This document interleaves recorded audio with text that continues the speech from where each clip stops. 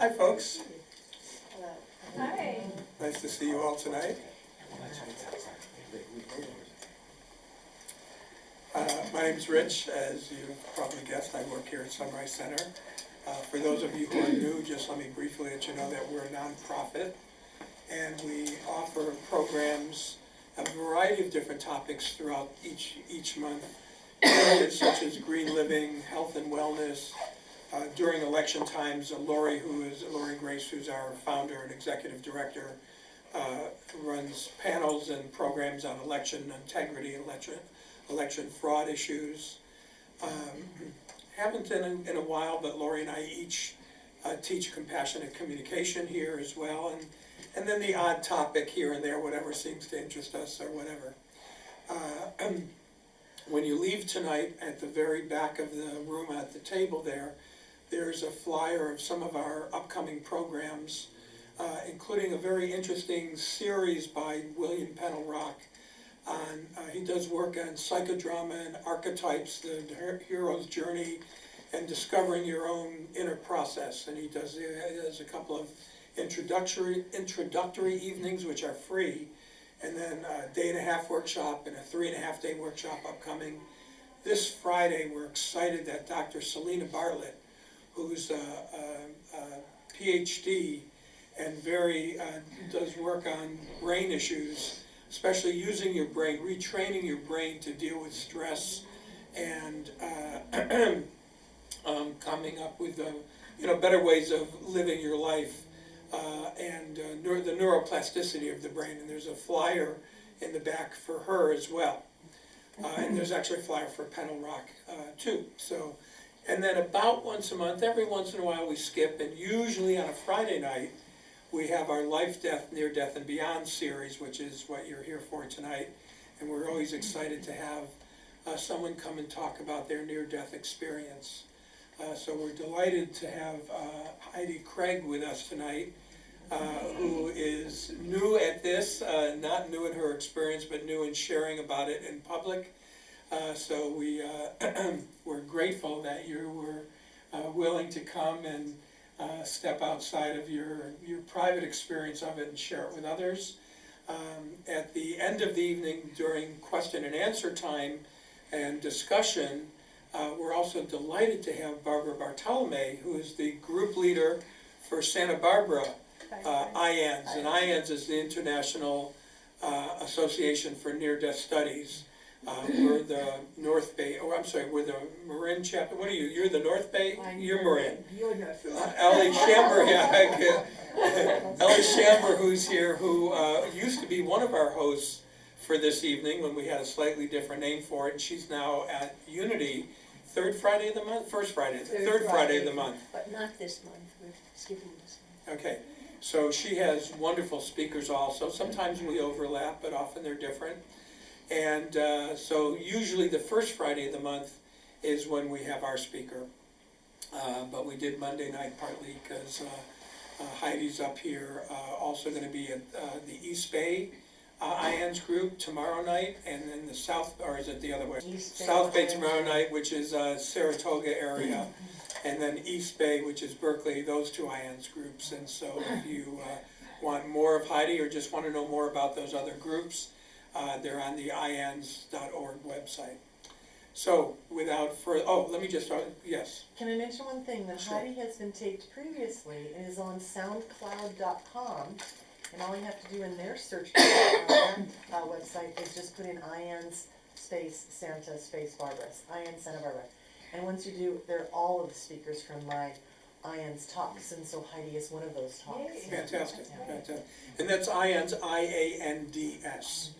Let me just also also just in case you hadn't noticed, we're going to videotape Heidi tonight. It'll just catch the back of people's heads. If you ask a question, your voice will be on tape, but not your sight. And mostly it's for Lori, who's in Maui, at her property in Maui, and wanted to see this. If for any reason you don't want to be on tape when you ask a question, get my attention. I'll turn off the tape for the moment. But it's not going to be broadcast.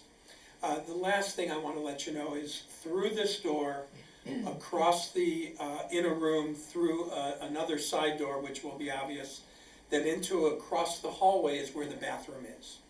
The most important thing besides finding the bathroom is when you leave, please be sure to make a right turn and come into our door. And the reason I say that, because if you even jiggle the handle of the Family Health Center next, which is to your left, their alarm goes off. The police come and they'll interrupt us and wondering what's going on. So, plus it's a hassle for those folks to have to find out the police came to their place. So there are signs, as soon as you leave the bathroom, there's a sign straight ahead that says Sunrise Center this way. And then once you turn that way, there's another sign that says Sunrise Center that way. You really can't miss it. Just be aware of looking for the signs. Thank you so much for being here. And Heidi.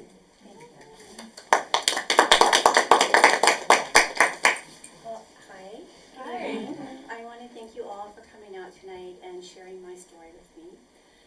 I want to thank Lori and Rich and Jacinta. I'm sorry, Jacinta, for inviting me. I'm grateful and I'm honored. Anytime I get to share my messages and my story, it makes me happy. It makes my heart sing, so thank you very much. I also want to thank Barbara. She is my soul sister. She's my dear friend. She's supported me. She's believed in me. She's my driver. So she made this evening possible. So thank you, Barbara. I love you. Heidi, before you get into your speech, and one thing I forgot to say is Heidi has some books of hers for sale here. They're $5. If you don't grab me or Heidi directly, there's an envelope. Just put your check or your $5 in the envelope, and Heidi would be happy to sell you a book. If you need change, I have lots of change too, All right. so. Sorry to interrupt. No, I appreciate that. Thank you. Okay, so I first want to say that mine is a story of a woman finding her voice and learning to thrive. And I want to put that out there first. My life has had some obstacles and there's some sadness in it, which we all go through and we all overcome. But my story is not one of a victim. It's one of a fighter to survivor to thriver. Okay. I feel that in order for you to truly understand why I believe I was gifted with my near-death experience, that you need to know a little bit about my life prior to and after. So here's my story. When I was born, I had double pneumonia. My parents didn't get to take me home until 6 weeks after I was born, and that started a life pattern for me of fighter to survivor to thriver. I don't have many memories of when I was a child. I do remember feeling scared almost all the time. My dad physically, mentally, and verbally abused my mom. I do remember one incident. I was about 5, 6 years old. I was standing in the doorway that connected our living room to the kitchen.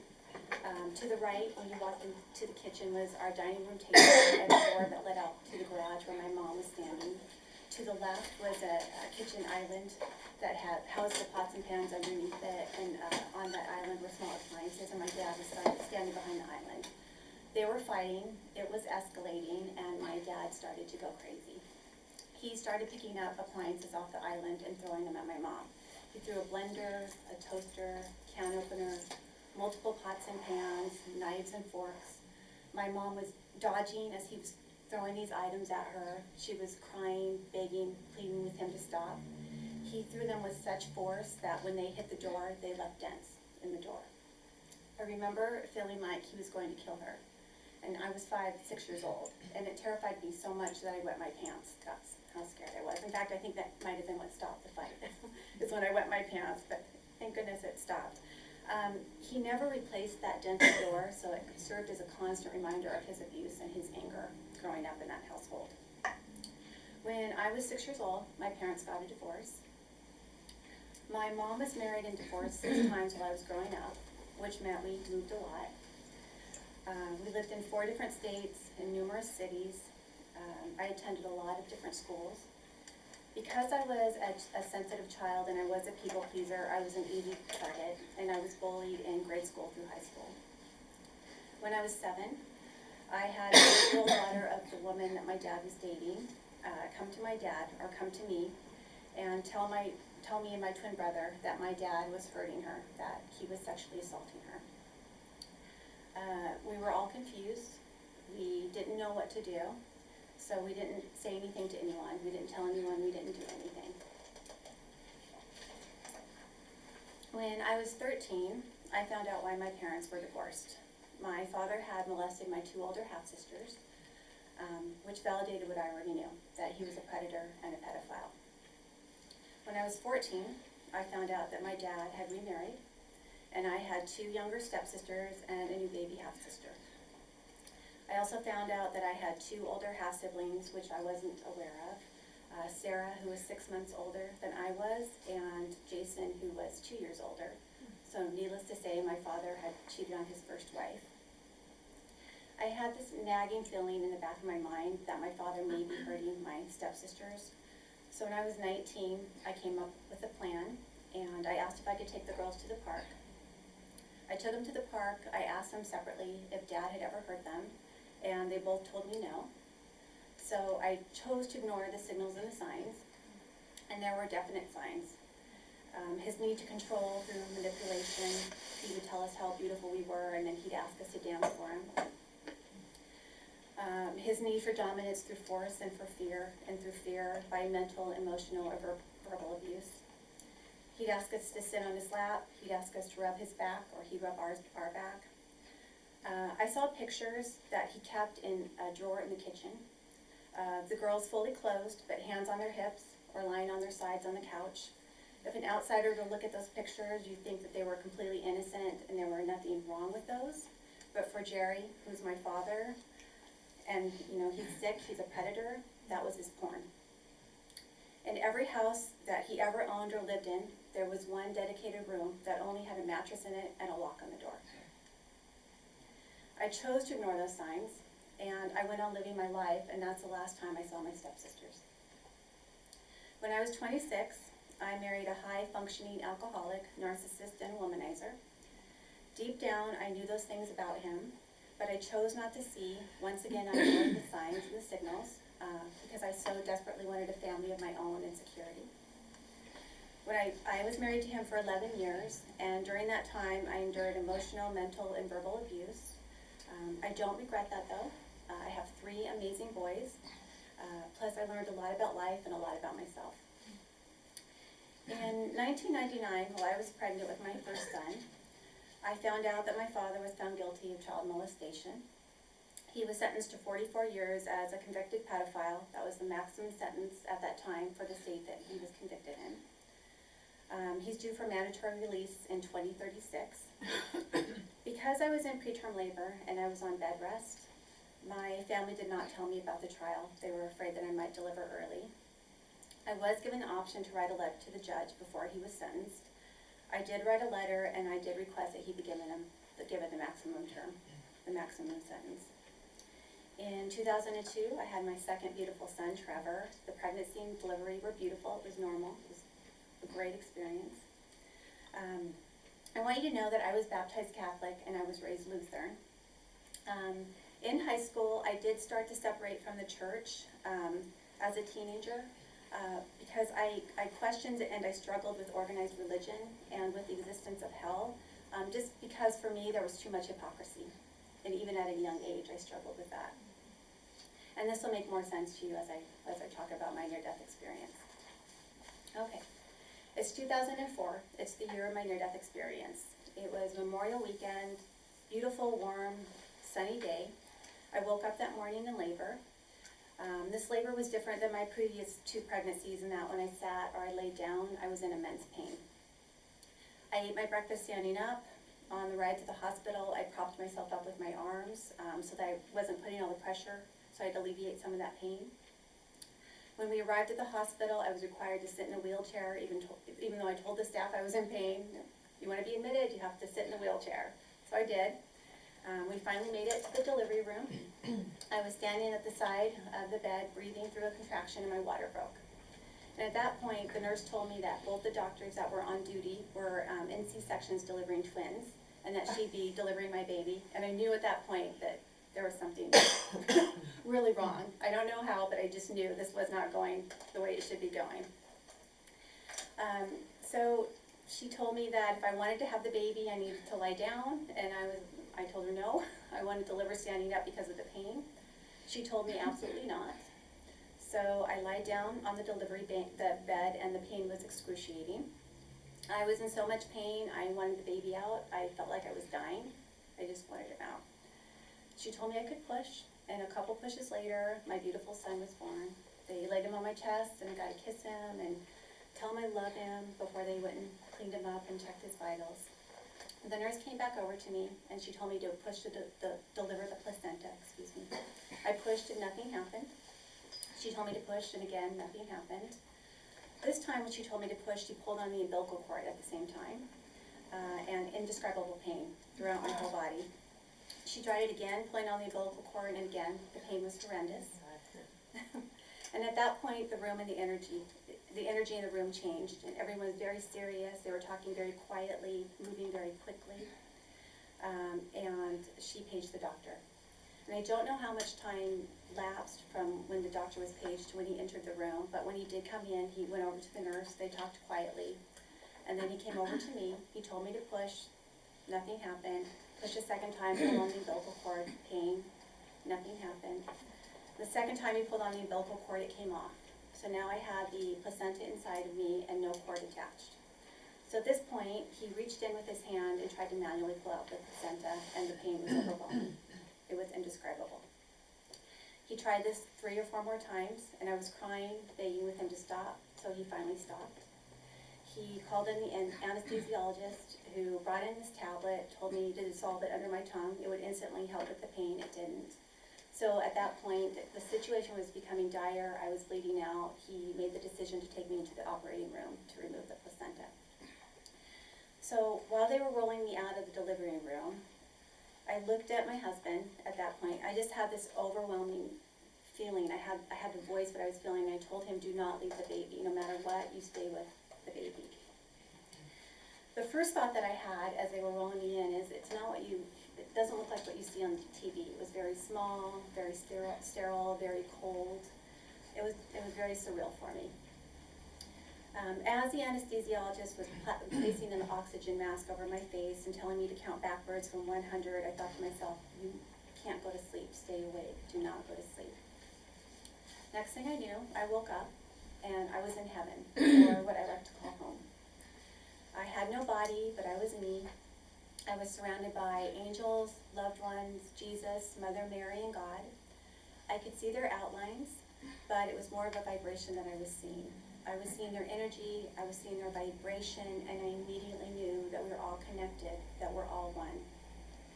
We were all part of this radiant, beautiful, warm, all-encompassing light, and they were all there loving me and supporting me.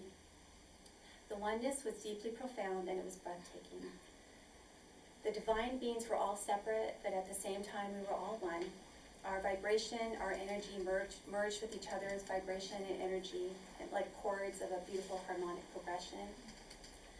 Our energies woven out, in and out of one another's like patterns. Each energy chord had its own color and rate of vibration, including mine. And together our vibrational chords merged and helped to make up that beautiful, warm, golden light that we were bathed in. The light was the most beautiful, white, golden light, and I felt immense happiness, contentment, peace, warmth, and love. The light was bubbly, sparkling, effervescent like champagne. The warmth of the light felt like the softest cashmere sweater or blanket that you can imagine, infused with golden sunshine that was being wrapped around your body.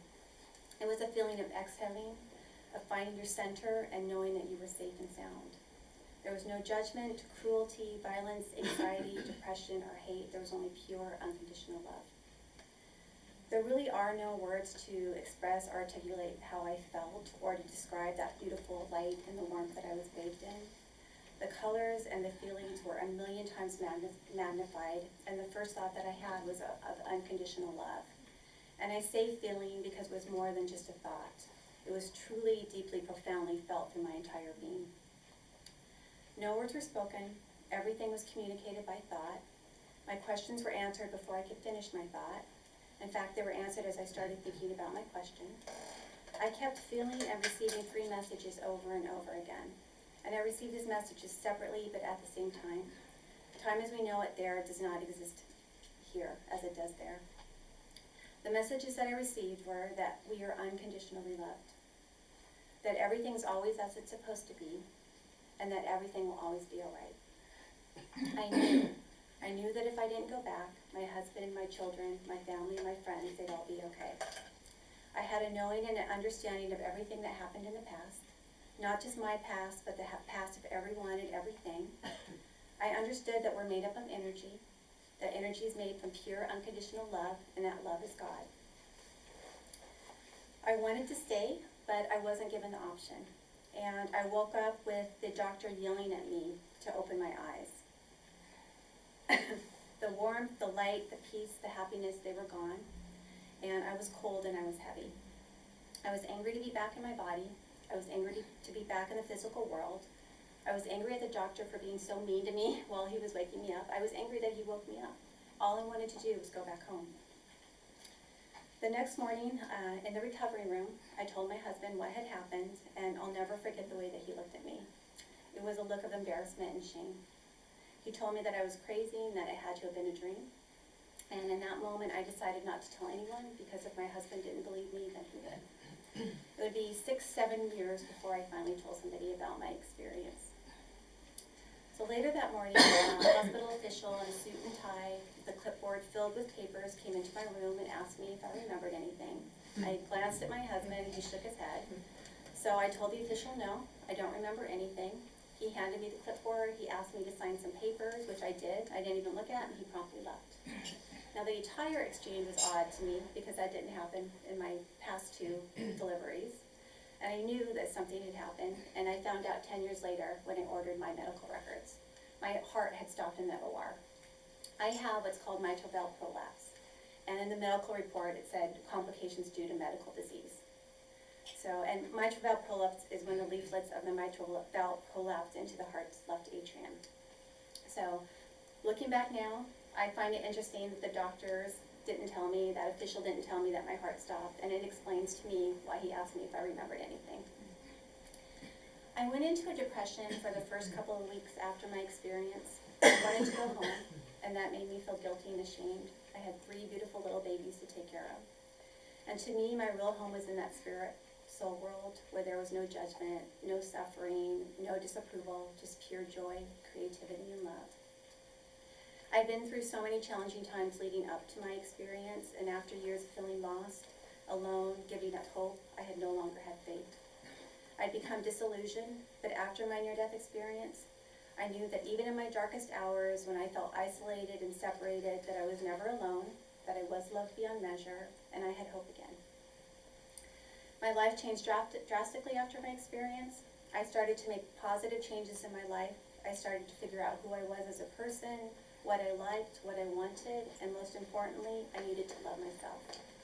When I started to realize that I was worthy and deserving of love, I started to change. And for some of my friends and family, it was too much of a change, and I lost some of them along the way. After years of being the primary income earner and supporting our family, I finally took a stand with my husband, and I told him he had to get a job that paid more money, either in Colorado, where my family was from, or Southern California, where his family's from. We needed support with the babies, and we needed that family support. So 2 years after my near-death experience, we moved to Southern California because he was offered a job at a local college. 3 years after my near-death experience, I filed for divorce after finding out that my husband had cheated with my best friend of 10 years. They had slept together, and I'd finally had enough. No more. In 2007, after my divorce, I was laid off for the first time from Montecito Bank and Trust, as they had outsourced their entire mortgage division overseas. In 2009, the mortgage broker that I was working for went out of business, and I lost my job for the second time.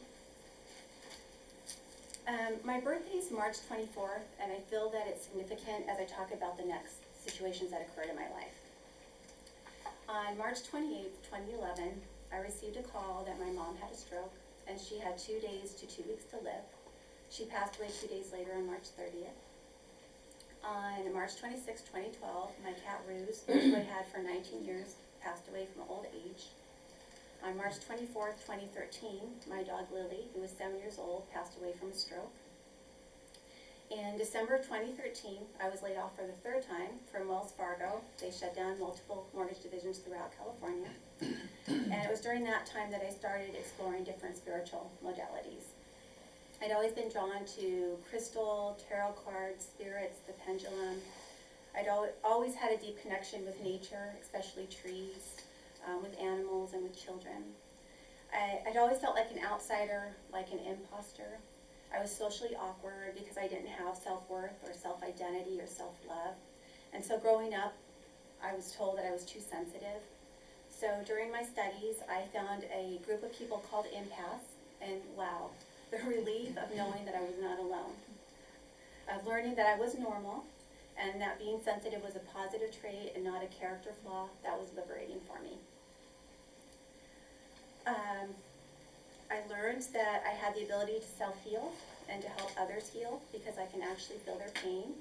I can feel their mental, emotional, and physical pain. In fact, when the kids were babies, I couldn't clip their fingernails or toenails because if I clipped the skin, I felt it. And I could feel that anxiety in their stomachs. Taking them to the doctor to get shots, same thing, it was awful. I could feel the anxiety in the doctor or the nurse and the boys. So it's like, you take them, Scott, I can't do it. I learned about crystals, energy healing, the pendulum. I had a small energy healing business for a few years where I used crystals, my connection to the angels, and to energy healing to help my clients. In March of 2014, I started working at a major footwear company as a credit analyst on a temporary basis with no benefits. I took an $11 pay cut from what I had made at Wells Fargo as a loan processor underwriter because I was going into an entry-level position. In September of 2014, I received a letter from my landlord that my rent was going up from $1,900 to $2,100 a month. I didn't know what I was going to do to pay the rent, let alone my bills. I had used all my savings over the years. I cashed out my retirement to supplement my income over the years. And with that rent increase, I was in financial distress. That evening, I fell to my knees praying to God and crying. And in my moment of despair, I clearly heard the 3 messages that I received during my NDE, and I knew that everything would be all right. I knew it. The next morning, I woke up and I found an affordable apartment, and I had been looking for one since December of 2013. And I literally woke up that morning and found an apartment. And up to that point, I thought I was going to have to live out of my car, and that terrified me. It was a horrible thought. It was after I heard those 3 messages of love and support that I started using affirmations and gratitude daily. And in March of 2015, I was hired on permanently at the footwear company, which included a raise with benefits.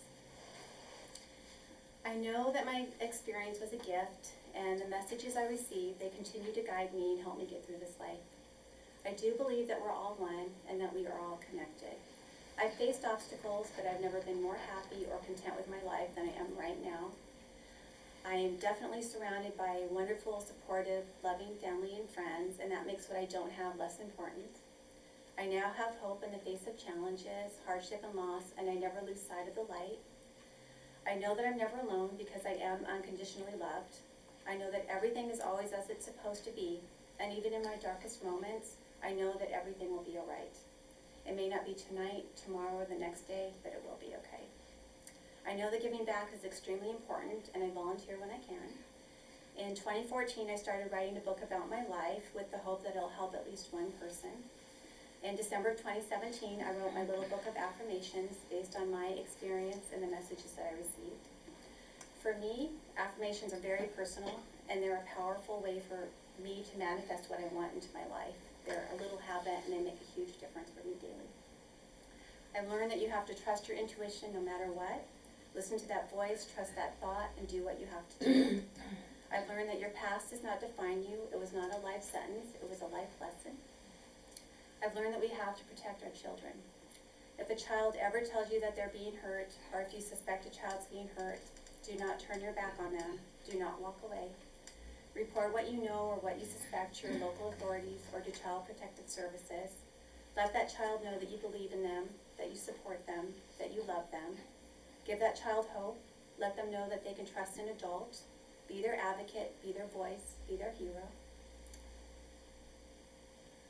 I am asked frequently what I believe in now as far as religion. First and foremost, I respect everyone's beliefs and values. But speaking for myself and what I learned during my experience, I no longer believed in organized religion. During my experience, I learned that all religion is correct, It's just been interpreted incorrectly. I no longer believe in hell. I believe that we create our own hell by making decisions based out of fear and living in fear, by choosing greed, power, cruelty, hate over kindness, compassion, and love, and not by living in our truth or having self-love for ourselves. I mask why bad things happen. I don't know why bad things happen. I can tell you that during my experience, I was shown that we're here to love one another and to learn. I was shown that every challenge I had gone through and that I will go through are learning opportunities for me. For me, they're lessons of self-love and forgiveness. If you've ever questioned why you're alive or what your purpose is, know that you're here to learn and to love. We're all the same, all of us, regardless of our skin color or who we love, we all want the same things. And that's to be accepted and loved for who we truly are. Martin Luther King Jr. once said, "We must develop and maintain the capacity to forgive. He who is devoid of the power to forgive is devoid of the power to love." There is some good in the worst of us and some evil in the best of us. When we discover this, we are less prone to hate our enemies. It's through the power of forgiveness that I was able to overcome the abuse and the challenges in my life.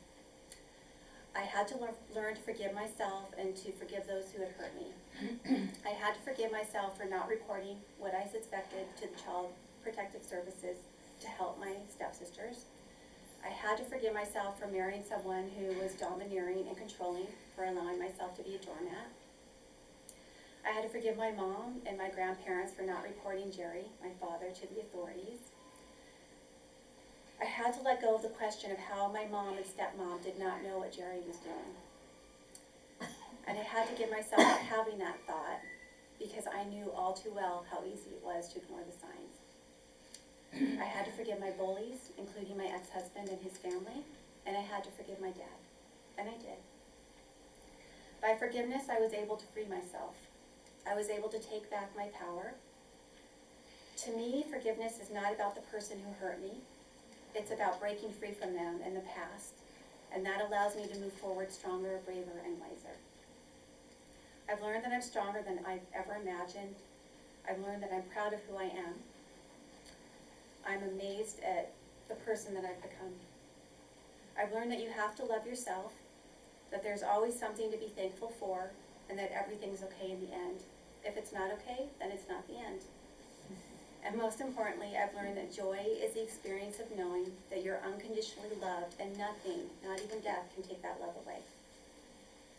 It took me years to understand and process my experience, and now that I have such a strong calling to share my story and the messages that I receive, so I want to thank you for giving me the opportunity tonight. Thank you so much.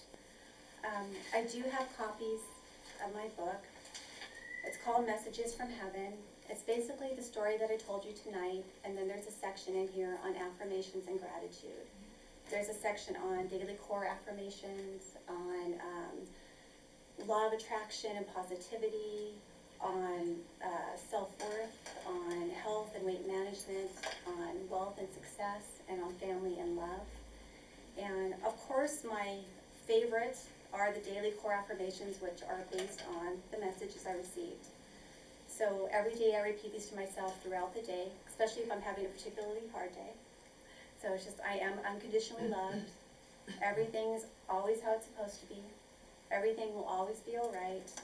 And in my daily core gratitude that I repeat throughout the day, I'm thankful that I'm unconditionally loved. I'm so grateful for the life that I have, and I'm thankful that I'm safe and sound. I want to leave you with one of my favorite quotes by Helen Keller. Love this quote. "Keep your face to the sunshine. You cannot see the shadow. It's what sunflowers do." Thank you. Thank you.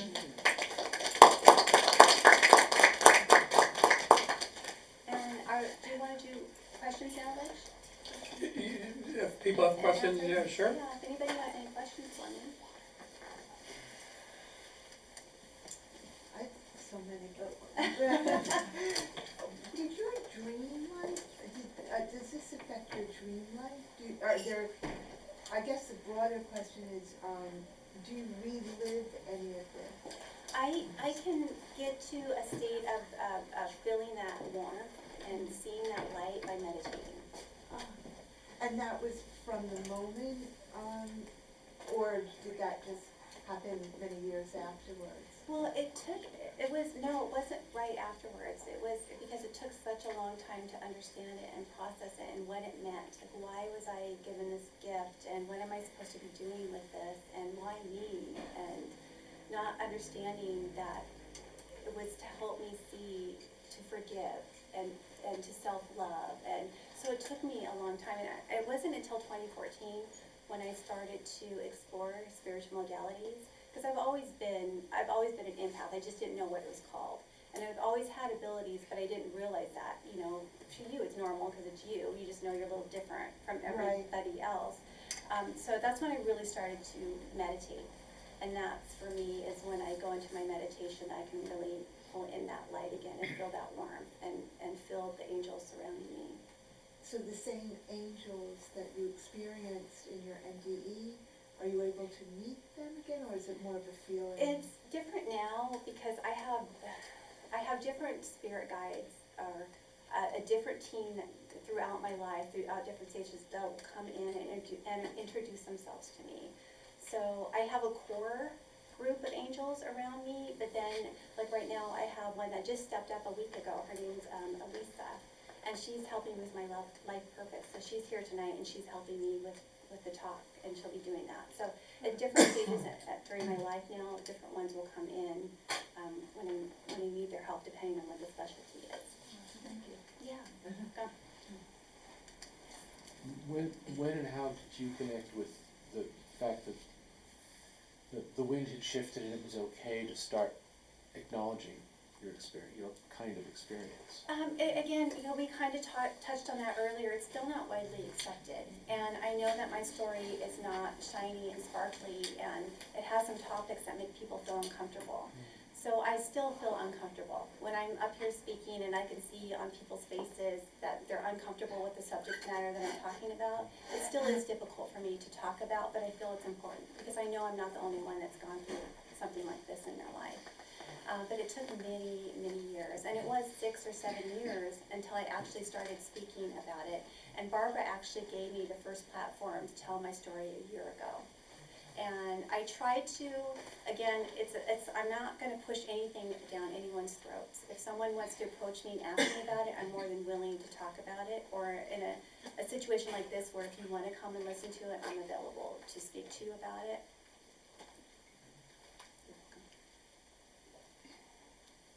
Else? So you said you were born Catholic and raised. When you're on your own, when you're 19, or did you practice the religion, or how? I had started, well, in high school, I had started to separate from the church, and I told my mom I don't want to go to church anymore. I'd stopped going to church on Sundays. I did go on major holidays, Christmas and Easter, and important holidays for us. But over the years, I even stopped going to church during the holidays. For me, I've always had such a strong faith and felt such a strong connection. I always knew that, for me, that God was there. I always knew. It was never a question. Even when I was angry at him, even when I felt like he had forsaken me, you know, why are these bad things happening to me and the people that I love? Even when I was angry, I might go a year or two and not pray or talk to him, but I knew that he was always there. In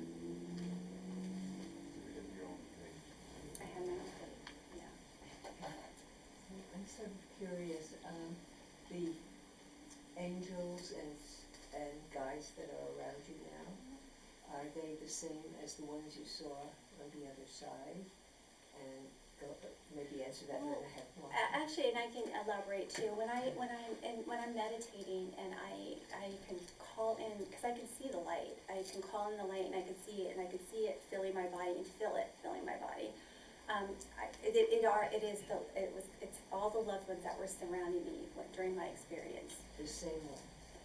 Yeah, it's the same ones, but now I've been able to recognize my team. I call them my team, my spirit guides, my guardian angels that are around me all the time, And I do have new ones that will come in during certain stages of my life to help me with certain situations that I'm going through. Does that make sense? Yes. And do you see them as well as hear them? I mean, do you? Sometimes, not all the time. I hear them more so than see them. Sometimes I see them. You hear them, and sometimes you see them. Meditating, I see them. Not their full figure, but I see, again, it's vibration. That I don't know how to explain it. It's a vibration, a color pattern. Then they have their own vibrations and their own colors that I see. And do you see beings made of light outside of your meditation? Yes, sometimes. And I just had one pop in the other night. Literally just popped in and was gone.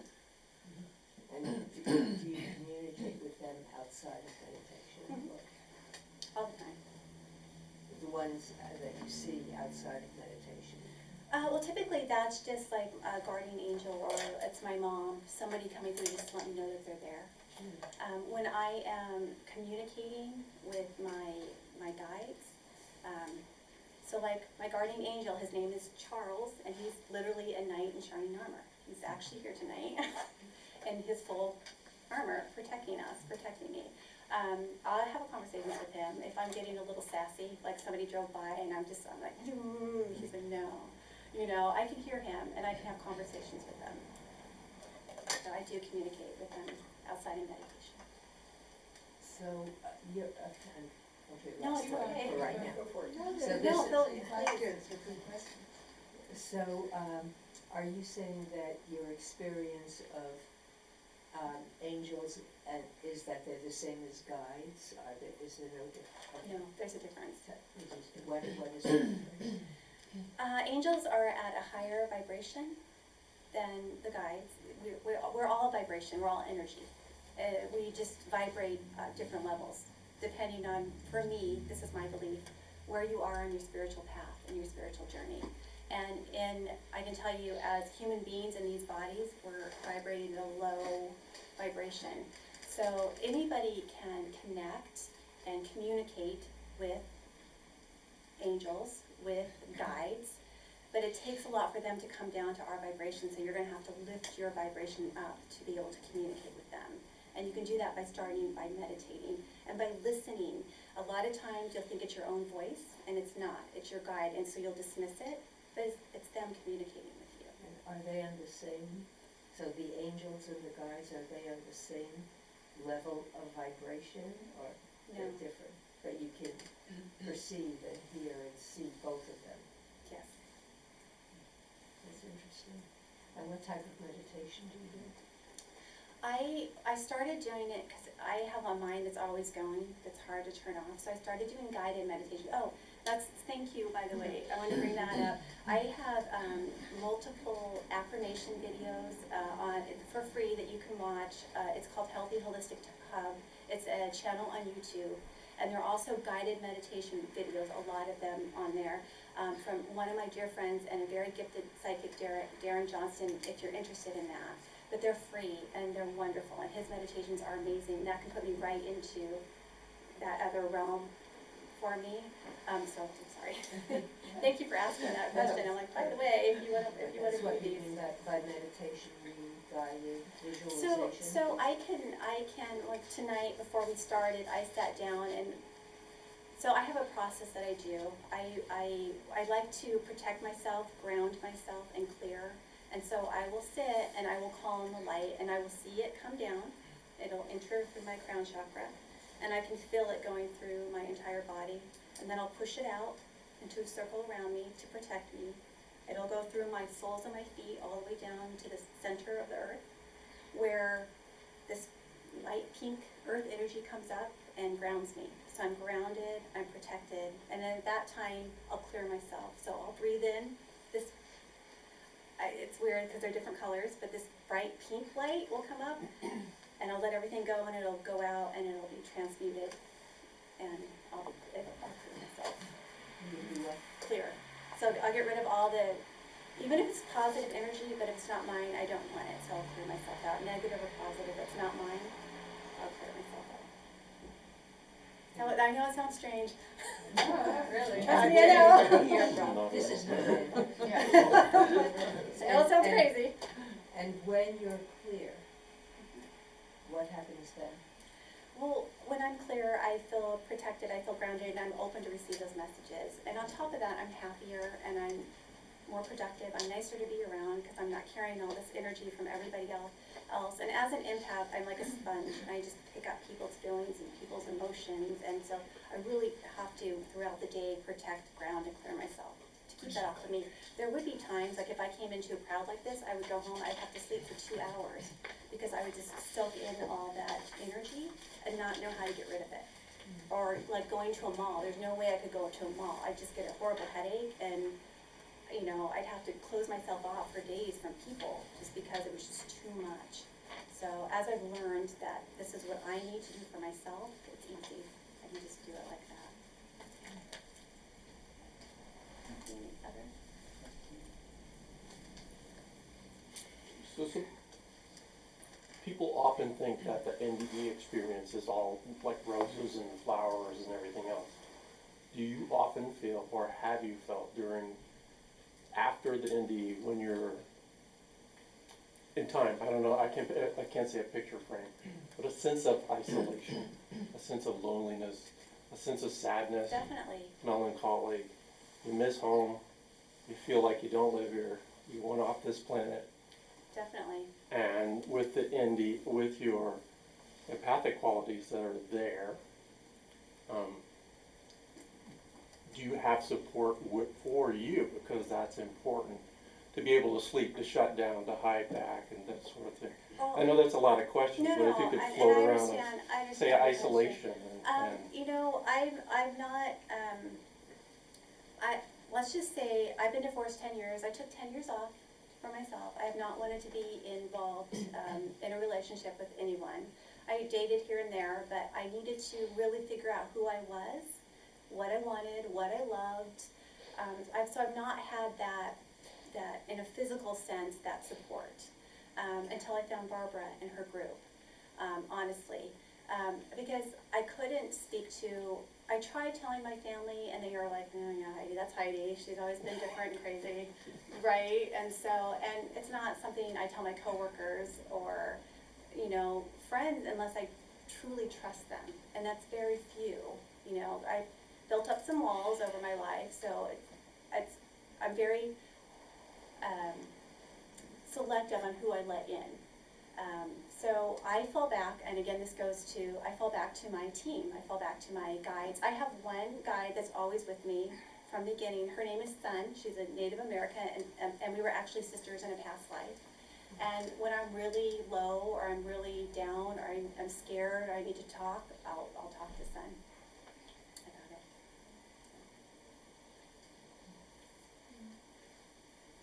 Hi, did you come up with this whole ritual that you do on your own? Is it something that came to you with the names and all that? That's such a great question. Thank you for asking that. So when I started studying spiritual modalities, I took some meditation classes, I took some opening your psychic senses classes, and everybody had their own ritual. But again, it was something that I've always just known innately how to do. I just was able to fine tune it based on other people's, what they do and their experiences. So I took a little bit from him and a little bit from her, and I kind of merged it and made my own. Even with the energy healing. Like at that time, I took Reiki, but for me, Reiki wasn't enough. Like just channeling the energy through, it just didn't seem like it was enough for me. So, because at the same time, I was receiving messages for the people I was helping from their angels, from their guides. And so I'm like, okay, this can't be just about the energy, there's more. So then I would tune in and I would connect with the angels as I'm doing the energy healing. Plus I could see the color and where it needed to go in their body, I could feel it. And so I knew that there was more than just Reiki energy healing. So I had to modify it, and it was called ACE Holistic Healing for the angels, for the crystals, and the energy healing. So I used all of those for my healing sessions on my clients. Interesting. Thank you for the question.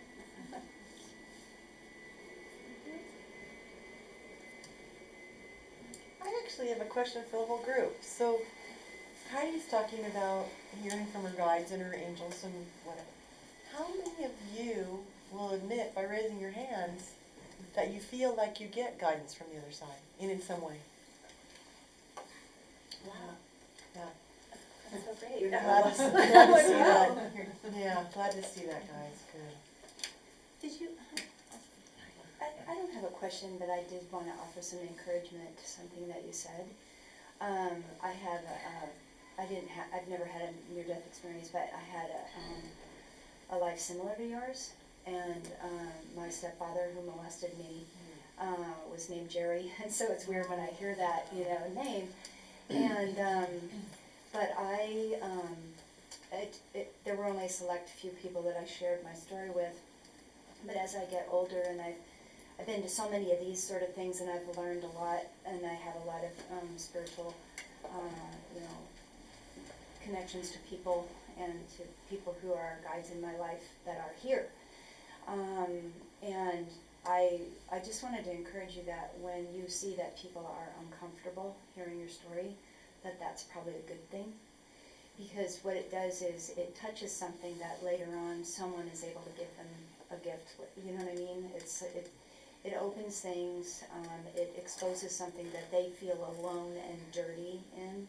And when they hear someone that they can look up to share that same thing, even though maybe for a while they continue to hold on to it, they will at some point share with someone, and it'll be someone that can be there for them.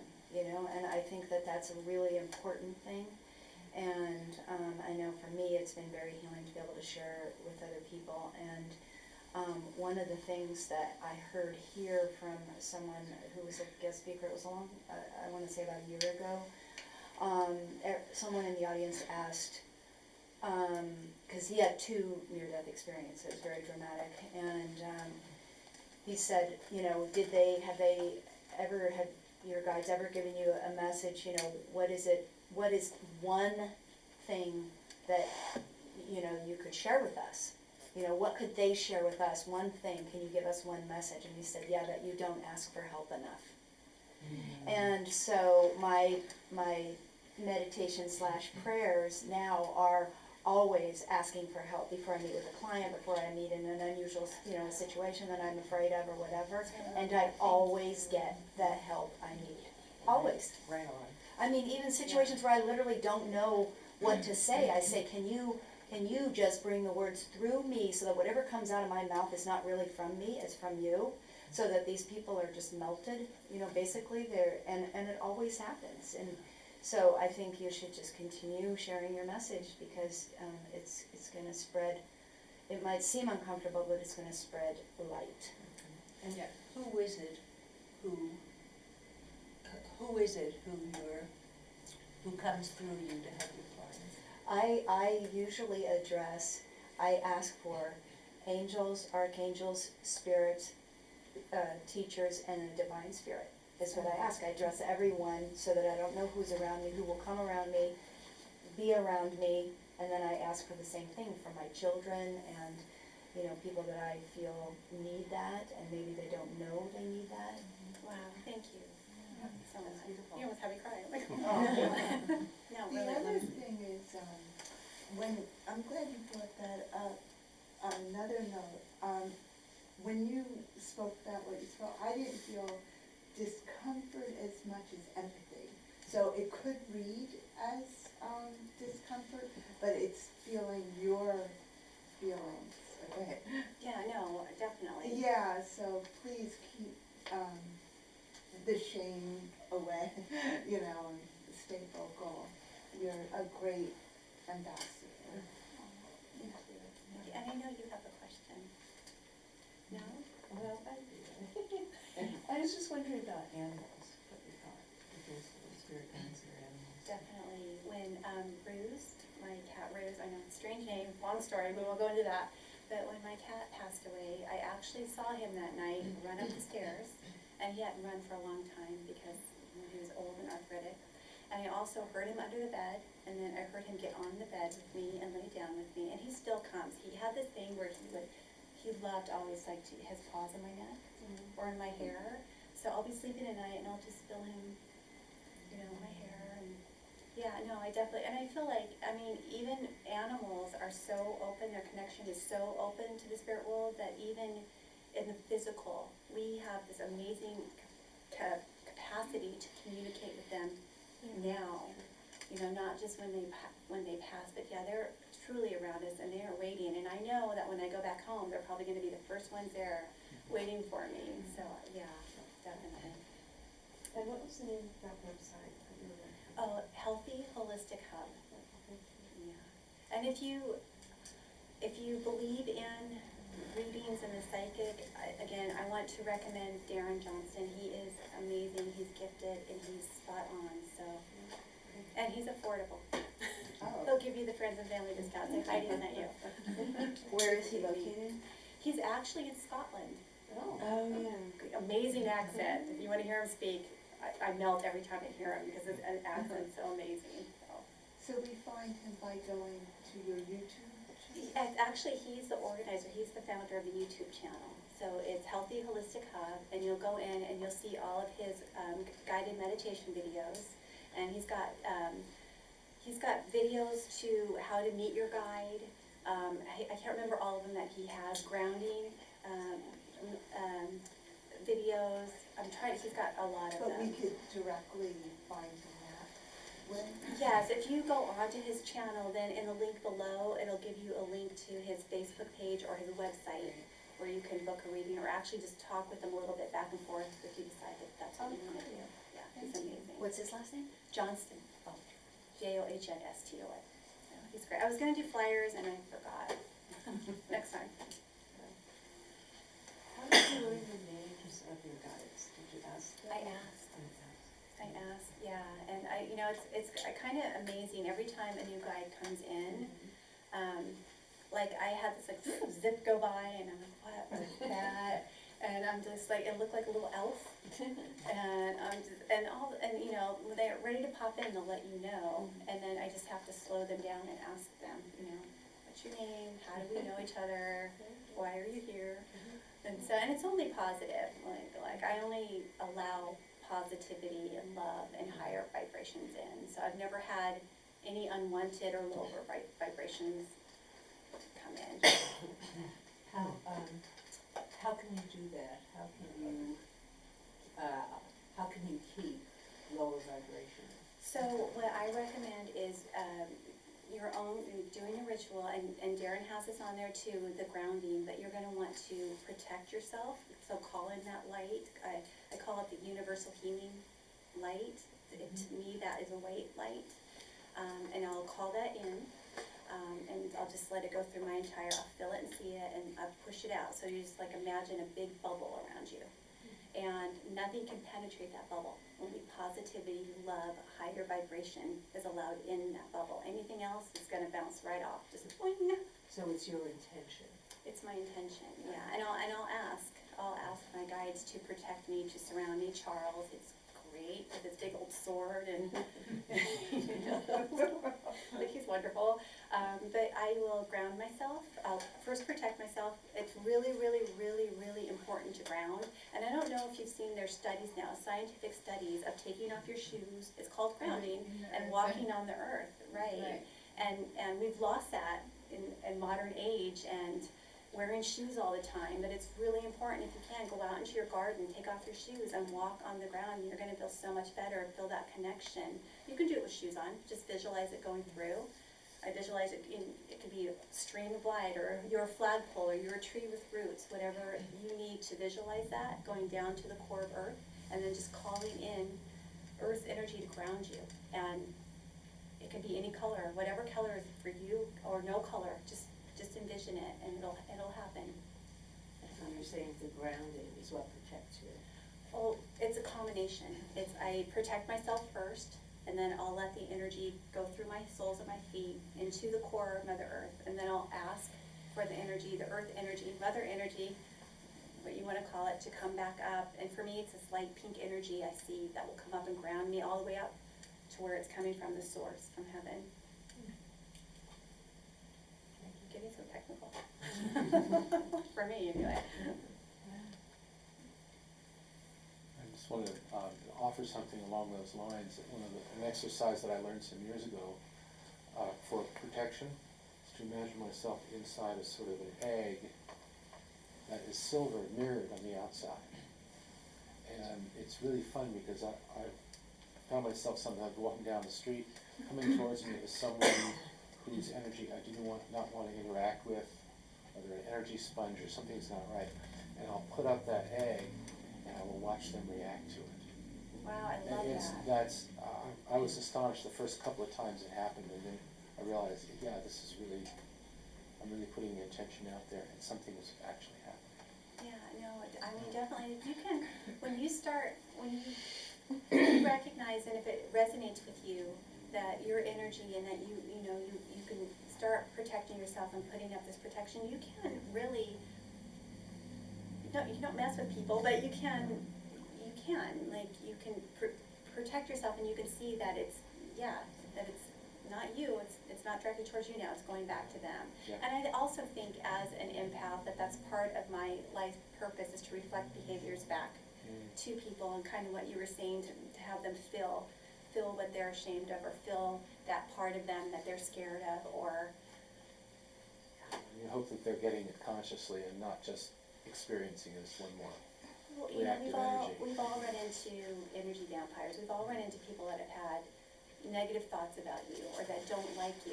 And for me, I can feel it. That it affects you whether you know it or not. Like, you walk into a room and somebody in that room's angry, and you leave, and you're not as happy as when you walked in. It's going to affect you.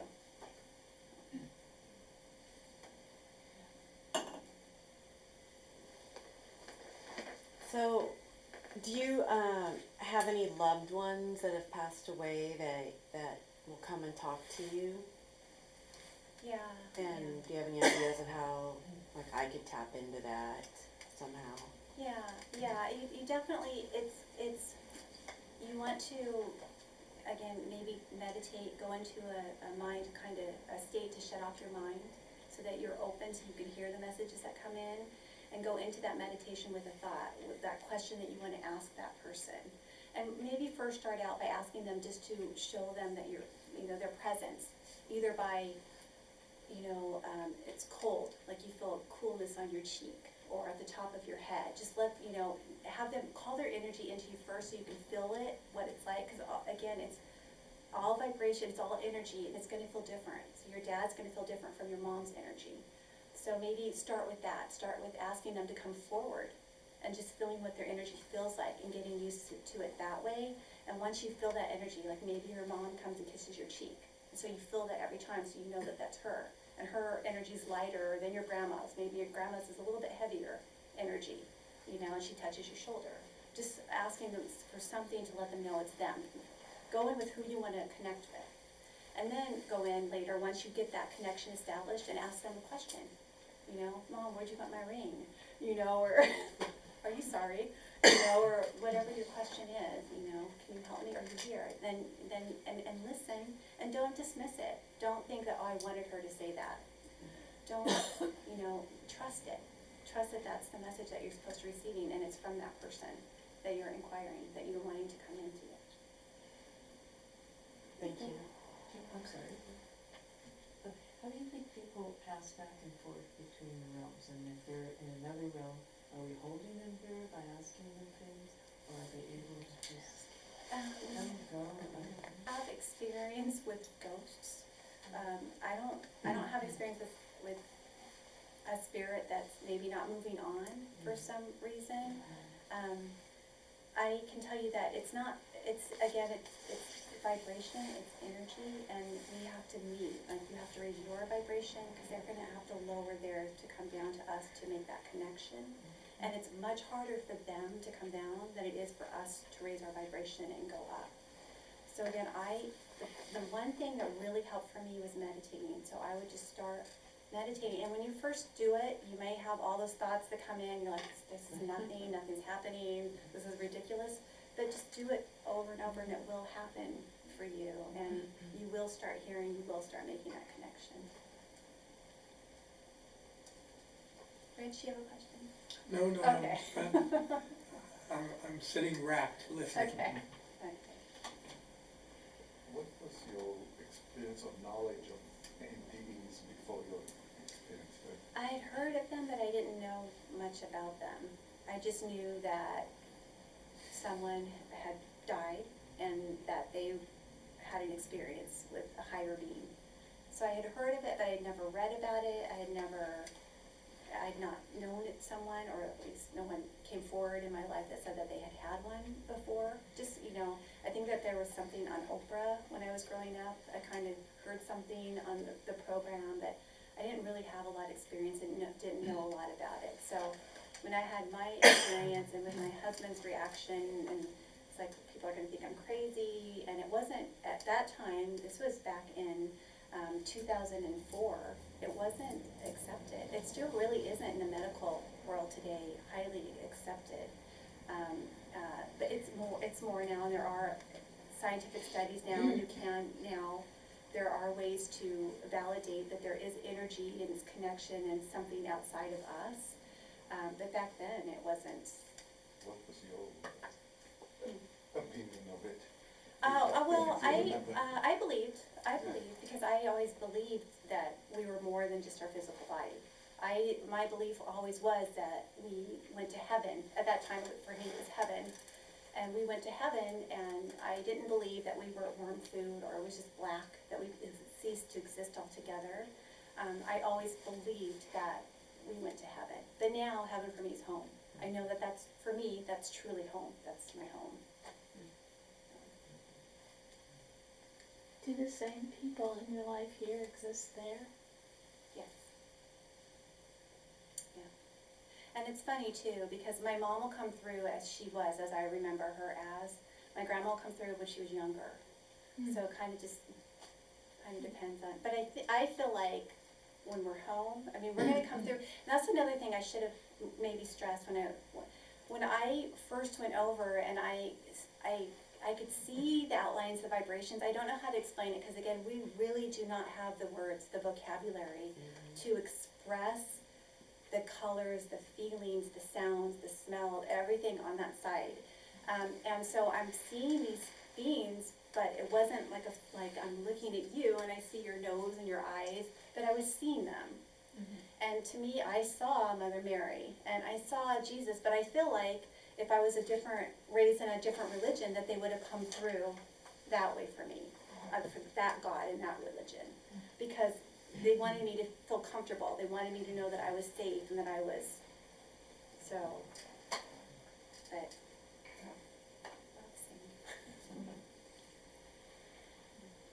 do you guys have any questions for Barbara? Do you know, have you heard Barbara's story? About irons. I'm a double NDE. Either one, if you have questions about IMs or. So I spoke here before. You can actually watch mine. And maybe again sometime. Yeah, when they want me to come back again. Her story's incredible. I'm glad I'm talking because I have a sore throat.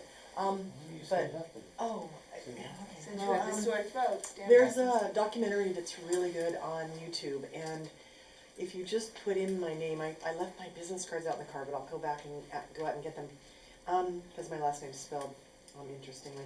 So if you put in Barbara Bartolome, NDE, on YouTube, there's a really nice documentary that was done by a French film producer that came over from Paris, and he did a number of people, Terry Yoder, who's a medium here in San Francisco, and Dr. James Quacco, and he's doing Heidi soon.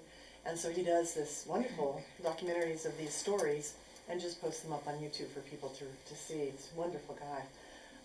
So I go to your It's name. my near-death experience. And now also, extended stuff too, because the story of our near-death experience is not the whole story. It's obviously a much bigger picture. That in my near-death experience, I was 31 years old. It was in a hospital. I validated my near-death experience by coming down off the ceiling and telling the medical team what they said and did while I was dead. So I shocked them, scared them. And I also had an ex-husband who was abusive. And I was told in my near-death experience that when I was asking to go back, there was a being up there on the ceiling as I was watching all of the resuscitation efforts down below. The being never spoke to me until the very end when the doctors decided to do a precardial thump on my chest because they couldn't get the defib unit into the restart my heart. So I was in an x-ray room, and it wasn't emergency surgery or anything like that. It was during a myelogram where they'd injected iodine dye into the back of my base of my neck, and they had me on an x-ray table, and they were supposed to tip the x-ray table so that my head went up and my feet went down so the dye would run down my spine, because I had ruptured a disc in my lower back, and they thought that the disc fragments had chipped my spine because I had lost my ability to walk, and I was only 31 years old. So they unfortunately tipped the table the wrong way, and the dye went into my brain, and I died on the x-ray table. And they weren't expecting that. Neither was I. And up on the ceiling, it was amazing. Like Heidi says, it's so incredible to have something like this happen. I knew nothing about near-death experience. I had never even heard the term before. It was 1987, and I was 31. They weren't talking about them back then. Or at least I never heard it. And so what ended up happening was that as I was talking to this being, asking to go back into my life, because I had 2 children that I was very worried about how they would turn out as human beings if I wasn't there to contribute to them, because the person I was married to was abusive. And I thought, oh my God, you know, they're going to grow up to be damaged by this. So what ended up happening was that as I was asking for that, I also immediately knew what my purpose was in my life, and that I had not completed my purpose. So I was asking the being to be able to be allowed to go back for my children and to complete my purpose. So at the end of the about 10 minutes that I was dead, they did a precardial thump, which is a strike to your chest, in the center of your chest, to restart your heart. It's a last-ditch effort. And the doctors have to be present when you go into cardiac arrest to be able to be allowed to do that. They're trained that in medical school, but it's like a really rarely used thing. And when the strike occurred, the being that was up there that I felt was so connected and so part of me, that literally from the beginning of eternity to the end of eternity, if it was a timeline, that this being, I was always part of this being, and this being was always part of me. It's like if you know and love someone through your life here, and you are standing next to them, you don't even need to look at them because you know who they are. That was that times a million. That was a being that I absolutely knew. So he spoke to me at the end, and knowing my life and what I was facing with this person I was married to, he said, if you go back, you'll still be in your marriage. What will you do? And I was shown all these little film clips of all these events that had happened in my life, of the abuse and the damage. And then I was given all the time that I needed to evaluate what I wanted to do. Did I want to stay there? Did I want to come back? So I evaluated what I had done with my husband in the way of taking him to a counselor, which he rejected, and taking him to a pastor of a church, which he rejected, and writing letters to him explaining how I felt, and forgiving him and giving him extra chances. And I realized that I had been very diminished by the abuse. So my statement to the being was, finally, after I'd evaluated everything, I said, if you let me go back, I promise you that I'll get strong enough to leave him. And the second that I said that, they did the second precardial thump, which was only seconds after the first one, but up there, time spread out. And I found myself looking at the orthopedic surgeon's face. I was this far away from him. So I had the oxygen mask on, and I started speaking, and I said, what just happened? And this nurse leaned over and said, don't talk, we need to stabilize you. So 20 minutes later, when they finally took it off, you know, they were all doing things around the room and everything, and I was looking, you know, with the oxygen mask on, going, what the heck just happened? And when they took it off, I said, what just happened? I was up on the ceiling the entire time, and I could see and hear everything. And the neurosurgeon was standing right next to the table, as well as the orthopedic surgeon who had just restarted my heart. And he went, oh, brother. And that was actually, looking back on it, not very nice, but the best thing he could have done, because it made me validate completely. So when I said, I'm 31 years old, I never even heard of an NDE, so I said, you know, no, I was up on the ceiling, and she was calling on the phone for the whole time for the defib unit, but it never came in. And that lady brought in the oxygen card, put it up on my face, and And then that man, actually, interestingly, when this man brought in this small square box and put it next to my body on the x-ray table on a shelf, he was peeling off these little white things and putting them on my chest. And as I was talking to the being up there, I was watching all this, and it was actually very obnoxious and loud down below. And I saw this man doing this, and I understood the oxygen card, I understood her calling, I understood the two guys doing CPR, but I didn't understand what the man had brought in and why he was putting these little white things on my chest and peeling this plastic off the back of it and putting them on. So I said to the being, what is that he's doing? It's very normal. It's like, you know, this is just so amazing. It's normal. You just ask a question and you're moved right down in front of this box. And when they flicked a little toggle switch on the side of it, I watched as the flat line went straight across the little glass screen, and those little green light, and it was making a monotone sound, and then it started the second time over, and I still didn't know what it was, and I was watching it, and then the third time it started to go across. I went, oh, I think that's supposed to be going like this. And I was very innocent. I'm 31 and I didn't watch TV my whole life. So it was very interesting. So I was back in my body, and I validated everything. So what was their response to your... They freaked out. The neurosurgeon was standing right next to me, and he clenched his hands like this and went, I'm not going to stand here and listen to this, and stormed out of the room. And the orthopedic surgeon stayed, and the rest of the team stayed. He kind of held my hand, and he said, what else did you see, and what did you hear? And he ended up telling his right-hand person who had worked for him for many years. I ended up becoming friends with her, and I ended up telling her he saved my life years ago, and this is what happened. And I told her the whole NDE. She went and carried my story to him, and he ended up telling her, Barbara not only remembers exactly as it happened, but what Barbara did actually changed my medical protocols, because when she could come down off that ceiling, as she said, and quote and tell me what I actually quoted the conversation that the two doctors had, because they were concerned about how much time, the neurosurgeon was concerned about how much time is passing, and said that I would have brain damage. So that's why they did the precardial thumb. The other doctor did the precardial thumb. So when I accurately described what happened and their conversation and everything, then he said it changes medical protocols, because if I could do that, so could somebody else in the future. And he was going to be very, very careful in cardiac arrests of what he said and did, because he obviously thought that people could see. So he's been, and when the Discovery Channel wanted to talk about my story, they talked with me first. They talked with Jeffrey Long at the Near Death Experience Research Foundation, and I gave the Discovery Channel producer both the doctor's names and telephone numbers. And of course, the neurosurgeon, he would not possibly talk with this Discovery Channel producer. In fact, 2 weeks after they did the surgery the next day, even though they'd killed me the night before, so they did the actual laminectomy, discectomy on my lower back the next day. And I got out of the hospital 4 days later. 2 weeks later, I went into the neurosurgeon as a follow-up checkup, and he walked into the room, and I was alone, and he walked into the room and he went like this. If you want to talk about what happened to you during their myelogram, then you can get out of my office and find yourself another neurosurgeon. So I learned, and my husband that I was married to at the time said, that couldn't possibly have happened, you hallucinated it. Now, I don't drink, I don't do TV, I never did drugs, I'm not a hallucinator, I'm a nice mom of 5 kids and 8 foreign exchange students that I've hosted over the years. I'm married to an ex-NBA basketball player who played for Golden State Warriors. He's 7 feet tall.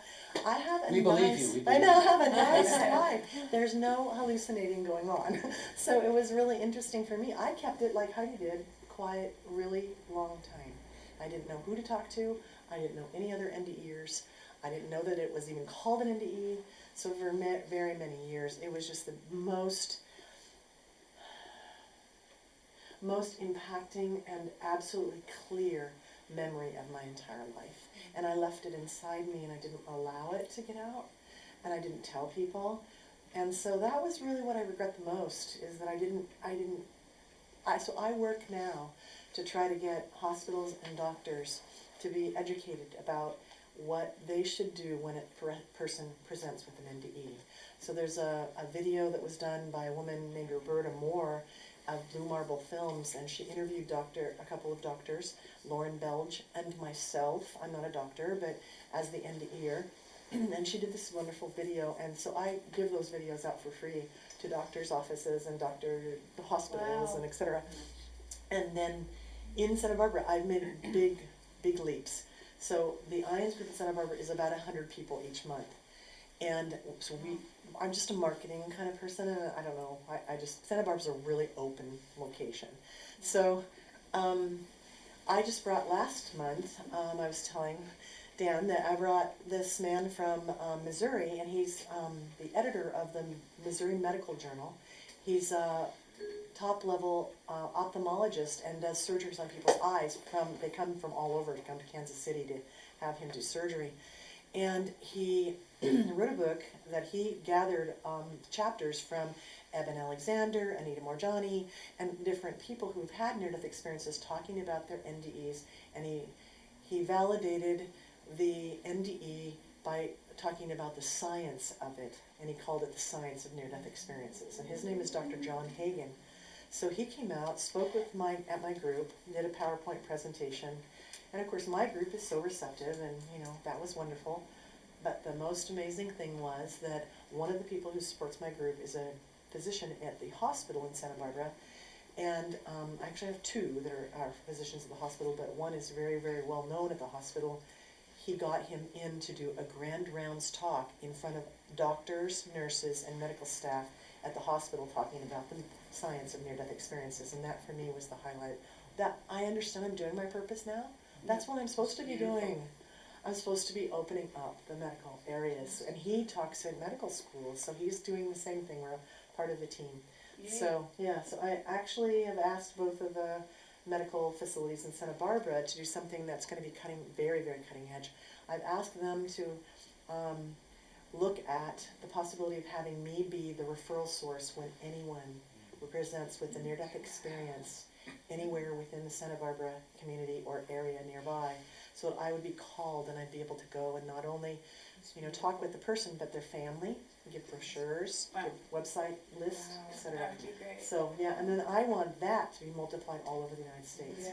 Once I can get it done in Santa Barbara, I'm going everywhere with that, because I believe that the doctors are doing that negative stuff. Although not every doctor, because I was just at a doctor's visit with a brand new doctor that I had decided to switch to, and when she said, well, what do you do? And I said, well, actually, I run the near-death experience group here in Santa Barbara. And she said, oh, my mom had a near-death experience. And it was completely casual to her, and she told me all about her mom's near-death experience. So it is coming out. Us talking, all of us gathering this information and spreading it to our friends. And if you want to take those links off of YouTube and send it to people that you know, that it is so healing to people who have grief and have loss and The have idea worries. of having even somebody on call for the NDE in a medical setting, because at the time there must be so much bewilderment. So finding you is great, but also just having somebody, the fact that they don't see that as a crazy person, it's just a tipping scale. It's just brilliant. And it goes in with the fact that there's a hospice movement now. And Imagine, Yeah. terminally ill patient, if they Yeah. want to speak to somebody that's had a near-death experience, maybe that'll give them some hope, Yeah. and their family. And So also extend just it when out. they experience it, to be able to I'm already speak working it. with the hospices in Santa Barbara as well. That's We just brought Frank Ostaseski, Oh, who I started the worked Zen with Hospice him. Project. Yeah. He just came down. I just did 800 people in a big presentation that he did Oh, on Thursday beautiful. night this week. And then on Friday we had a VIP reception. And then on Saturday we had a 9 o'clock in the morning till 4:30 in the afternoon workshop with 110 people. And he led the whole thing. And so we just had him down. And so that was with Hospice of Santa Barbara.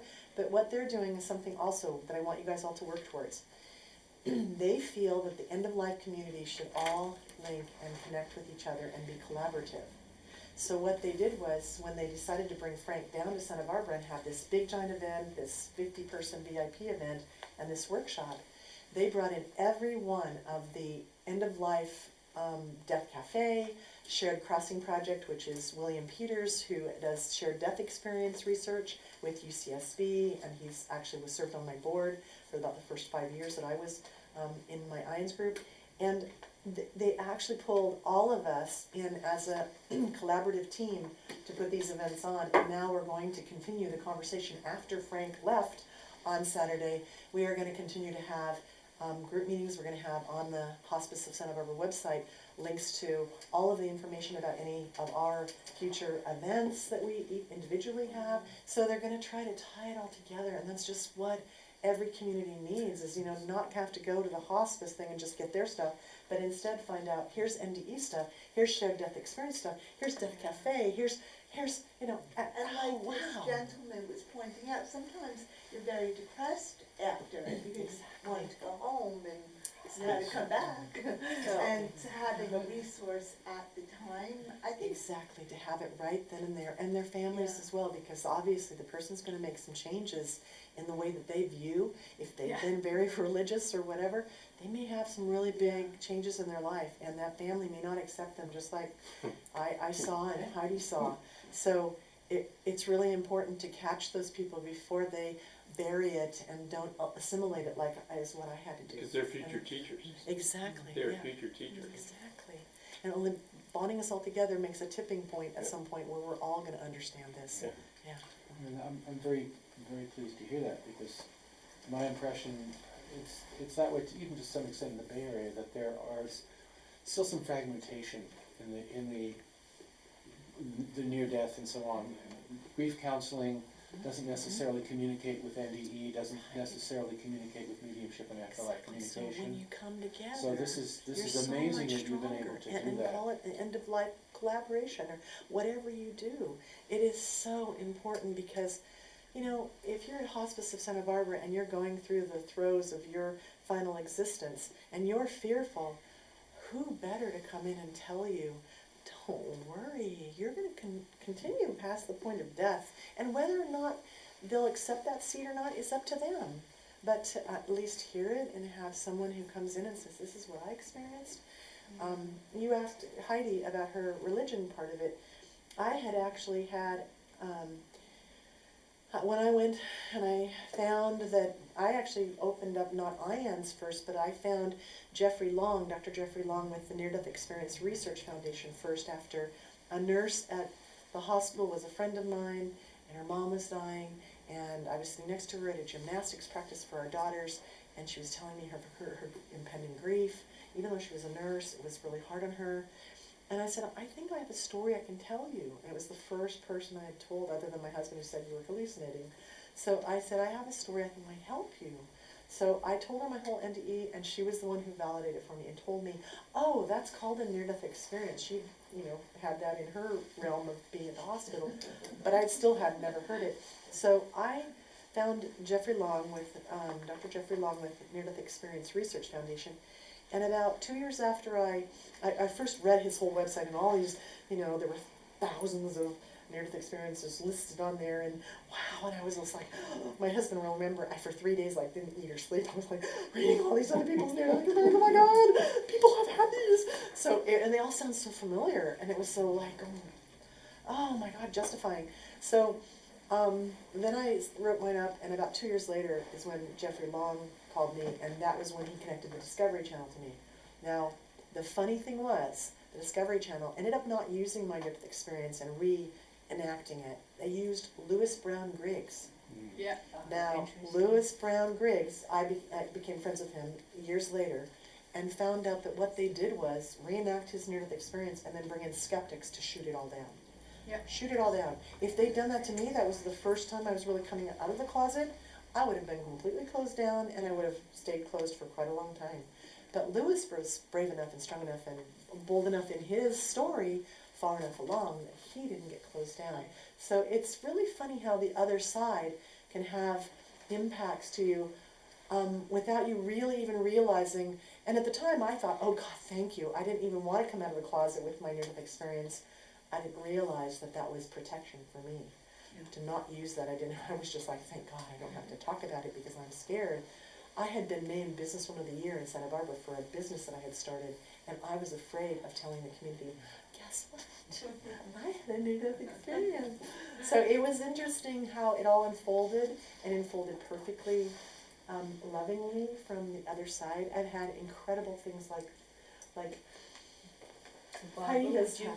yeah, would you, so you asked who here has had experiences, and have you since your near-death experience? I'll tell you the coolest one. So remember when I Same. came up and talked for your group? Yeah. You don't know this. I talked with Alan Huguenot's group, I talked with your group, I talked to John Spars, and I talked to David Borden's. And my husband came, remember my tall husband was with me, I remember my 7-foot guy. So we had to leave, and after 5 days being up here in San Francisco, we were driving back to Santa Barbara. This was June 25th, 2015. Right. So we'd stopped in San Luis Obispo, had dinner with our son. By the time we got to Gaviota, which is north of Santa Barbara, it's about 30 miles north, the road comes from inland and it turns at the coast and starts going down alongside the ocean. It's beautiful, this road. Gaviota. We came around the corner, and I had, in our van, which I have parked outside, I had my feet up on the dashboard, I had my seat reclined back, and my husband was driving, and, you know, everything was cool. I was getting ready to, it was only half an hour from home, I'm excited to get home. We came around the corner, and a huge gust of wind hit the side of our van, and I remembered in that second that I had gotten a warning earlier on my phone from the emergency management services in Santa Barbara that there were going to be high winds that night. And this gust of wind hit the car, and I saw my husband struggling with the steering wheel. And so I said, hey, you know, I think we should maybe do 70 miles an hour. If we're going to have those big of gusts of wind, we could lose control really easily. How about if we slow down to 50? Now, at that moment, it wasn't speaking from the other side. It was just, you know, common sense for me. So my husband said, sure, okay. So he slowed down. He's a really, really good guy. So we're going along at 50, and about 5 minutes later, I'm looking out at the ocean, and it's beautiful, and all of a sudden, in my right ear, I hear, danger, big impact ahead, danger, big impact. And of course, that freaks me out when that happens. I'm like, and so I sat up on my seat, and I put my feet on the floor, and I checked my seatbelt, make sure I was nice and tight in my seat, because, you know, impact means your seatbelt better be tight on you. And then I thought, I have to tell Victor. So I said, Victor, you know how I sometimes hear from the other side? And he's witnessed this many, many, many times. And he said, yeah. And I said, so I just heard danger, big impact ahead, danger, big impact. And I said, so we need to slow down further because something up ahead is very dangerous. Can we do 30? And he goes, Barbara, we're on the freeway. And I said, I looked through the center of the van. I turned sideways and I looked through the center of the van and there were no lights behind us. So I said, there's no one behind us. No one's going to care if we're doing 30. If you see some lights coming and cars are approaching us, then go ahead and speed it back up to 50 till they pass us. But we need to be doing something very slow because something's going to happen. Something's up ahead. So he said, okay, I guess that's good. So we went along at 30 for about 10 minutes. We came around a corner and way up ahead, I don't know, a quarter mile up ahead, we saw a police car's lights. You know, in the dark, there's no street lights out there. You really can't see anything else. We just saw the lights. So I got a hit right here that was where the danger was. And so I was intently, we're in the slow lane, we're doing 30 miles an hour. Weirdly, no one ever passed us. No one ever caught up to us. That was because the CHP had closed the freeway behind us. We didn't know that.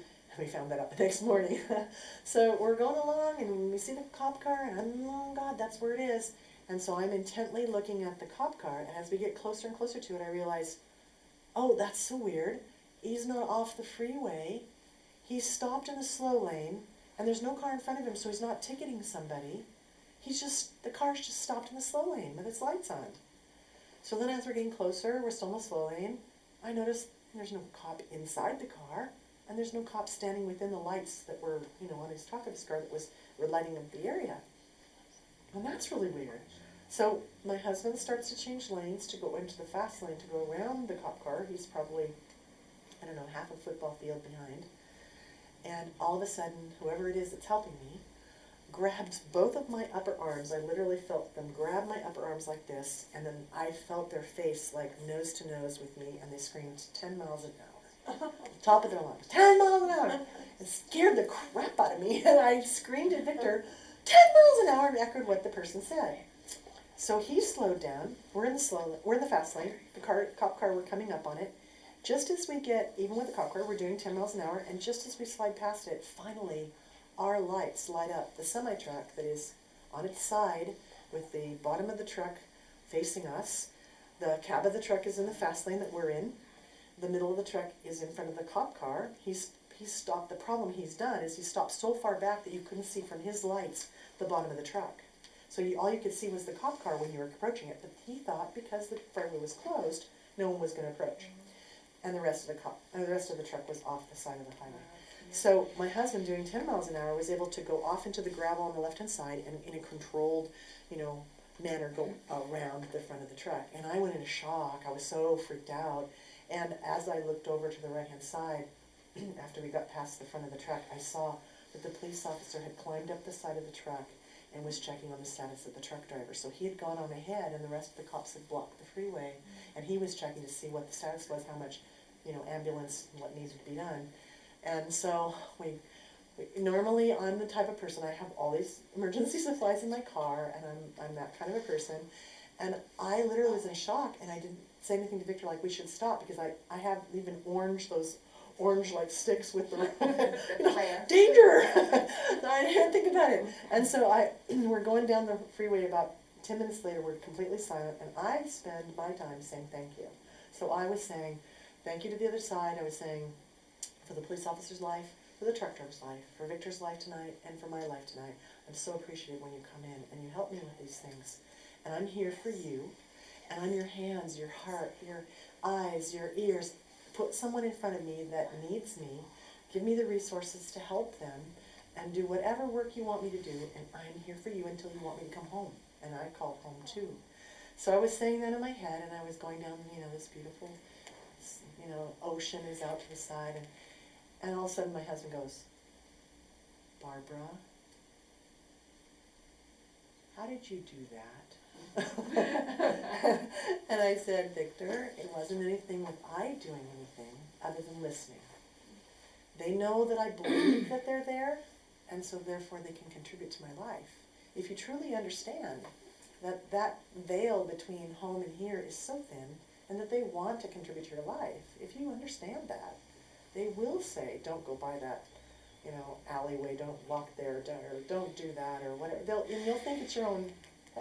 For me, I actually get these audible things where it's not my voice, and it's scary stuff when it happens, but you have to get used to it, and you have to accept it. And so I talk to him afterwards and say thank you, even though he scared me. I'm grateful. Yeah.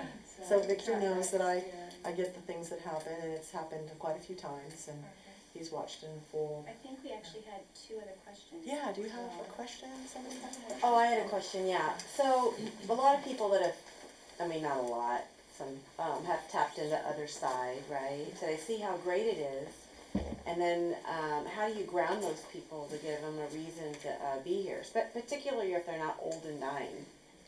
These are young people. You tell them that you're here to So the do opposite for me is- beautiful. You're here to grow your soul. You're here to love.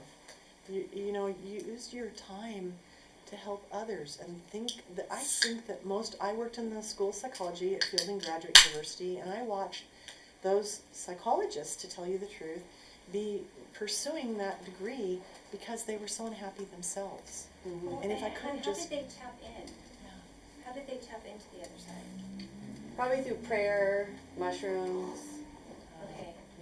So it wasn't like they had a near-death experience, they were like meditative, Yes. drugs, or they were Yeah. able to tap in and have that experience. Right. And then this life on this earth just seems kind of futile at that point for them. You find a Because they're like, well, the ultimate destination, why don't I just skip the in-between? they're not going to grow themselves if they aren't going to stay and have the experiences that they plan to have. Well, I don't want to care Yeah. about that. So then they're just going to come back again. I'm sorry. My belief is they're just going to keep coming back. And whether they take their own lives and they don't want to be here, they're just going to end up going on their side and go, oh, crud, I just blew that one. And they're going to come back again. And they're going to end up needing to find their purpose and find what they can do to contribute to the world. And for me, it's as simple as walking out of the grocery store and holding the door for somebody. And it's, seeing a mother struggling with her baby and her grocery cart and helping her put her groceries in the cart and saying, I hope you have a beautiful day. Bye. And it warms my heart. Heidi knows that that's what I am in Santa Barbara. A lot of people knew me there. know me there because I'm like this. So it's finding, you know, that gives you this beautiful moment for yourself that you've done something sweet for someone else, and it gives them a touch of love from the other side, basically. And I don't have to, you know. and I think that's an interesting question. I've never heard that question before, and I would love to work with you, because maybe we can come up with some dialogue to help these young kids that are doing this, to give them a purpose, to let them know that they have a purpose, and so that they don't take that drastic step of, you know, I don't want to be here, I'm going home. So, and also I want to make myself available to anyone. If you have questions about protecting yourself, about grounding yourself, I'm available. Please feel free to email me or call me, and I'll work with you and I'll answer any questions that you have. You have cards. I have cards, yes, I'll give you some cards. I'll take one. Okay, no problem. Before, I actually have them over there, but before we go. So I kind of have a question for the both of you. I've never been to anything like this before. Here my mother's died, and so I'm trying to help myself, help her deal with what it all means. So, what if you could say one thing? If I could go back and say something to her, what would you tell her? That life goes on, that we go on. Our spirit goes on. And we'll still have that connection. Even in death, it's not lost. That love is not lost. There's unconditional love. And so when she's at home, she's still going to have that connection with you. You're still going to have that connection to her. You're going to feel that loss. You're going to feel that pain, and it's going to hurt. But just know that that connection for you is there. And she will be there for you, watching over you, helping you, protecting you, loving you. But for her, we continue. Our spirit, our soul continues. That's what I would give to her. And that unconditional love, that no matter if we're there or we're here, we are unconditionally loved. Our purpose is to love. It's to love and it's to learn. I told her yesterday, I'm sorry, we saw this rainbow, and a dear friend of mine has passed away, and her friend and I say, every time we see a rainbow, that's Wendy speaking to us. And I was telling my mother, and I said, how are you going to communicate with me when you're gone? And she says, I'm not. But you know what? I love that. I asked my mom in her coma how she was going to communicate with me. And it's really funny. We always have the signal 143. So I love you. And now I get 143 all the time. I'm driving behind a car, 143. You know the time, 14:30. So she sends me 143 all the time. So she needs to give you a sign. You be persistent.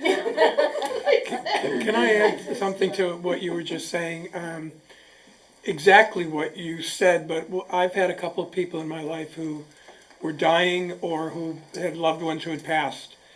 And what I share with them is, having listened to dozens of speakers such as yourselves, what I share with them is just what you were saying, that although the circumstances are always different, the common thread is some version of people going to the other side, seeing beings of light or angels or, you know, energy beings, and having this experience of being home, unconditional love and acceptance, and not wanting to come back. And either being, you know, some given the choice and choosing to come back for whatever reasons. Something usually But relationship. but some not. But exactly what you just said, I've heard dozens of people share. So that's what I share with friends, or to share with their loved ones, and just to say, you know, this is what I keep hearing. Yeah, and it's beautiful, and it's that feeling of home, that feeling of your center and peace, and just the contentment and the warmth and the love, and it's just, it's pure, and it's your entire being, and it's home.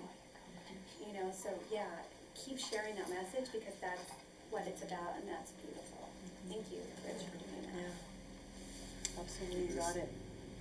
A statement, you know, for me, having the handicap of being so analytical, you know, I mean, studying this and I need impale, poof, you know.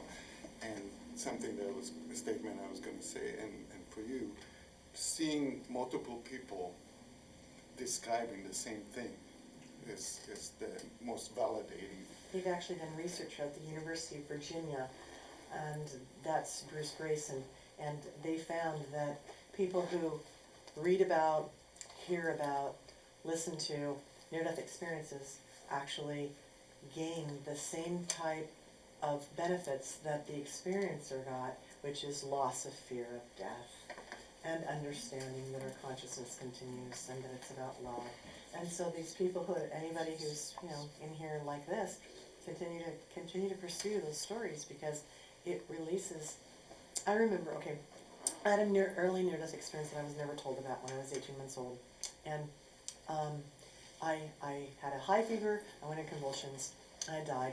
And my parents decided to tell my older siblings, to tell them that never to talk to me about it. So I, as a child, grew up with all the after effects of the near-death experience and had no idea why I was different than my siblings and my family. So it wasn't until I connected with the IANS organization and I went to a conference and they were talking about after effects that I went, wait a minute, why are they saying that those are the after effects for my near-death experience if I had them all the way back to my childhood? That doesn't make any sense.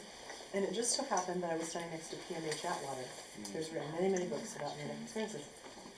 And when I asked her that question, she said, my dear, if you have had those specific near-death those specific after effects, you need to ask your family if there was an incident that happened in your early childhood, or perhaps your birth, that you are not either recalling or having been told about. And then when she told me that, she was holding my hands, and I thought, oh boy. It was my first conference with IANS, and I thought, these people think we have more than one of these? And so I sat there at the conference thinking, wait a minute. My mom had said about 4 times, my mom was a police officer, so she was a very tough, strong, had a gun in her purse, had handcuffs, yes ma'am type of person, okay. And she wouldn't, there were about 4 times in my early child, from maybe 6 years old to 16, that I remember that maybe she was brushing my hair or something, and she said, I'm so glad that you decided to stay. We thought we had lost you. I'm glad that you stayed. Now, when she said that to me in those years, I didn't know what she was talking about. I had no idea. And I didn't realize I needed to ask.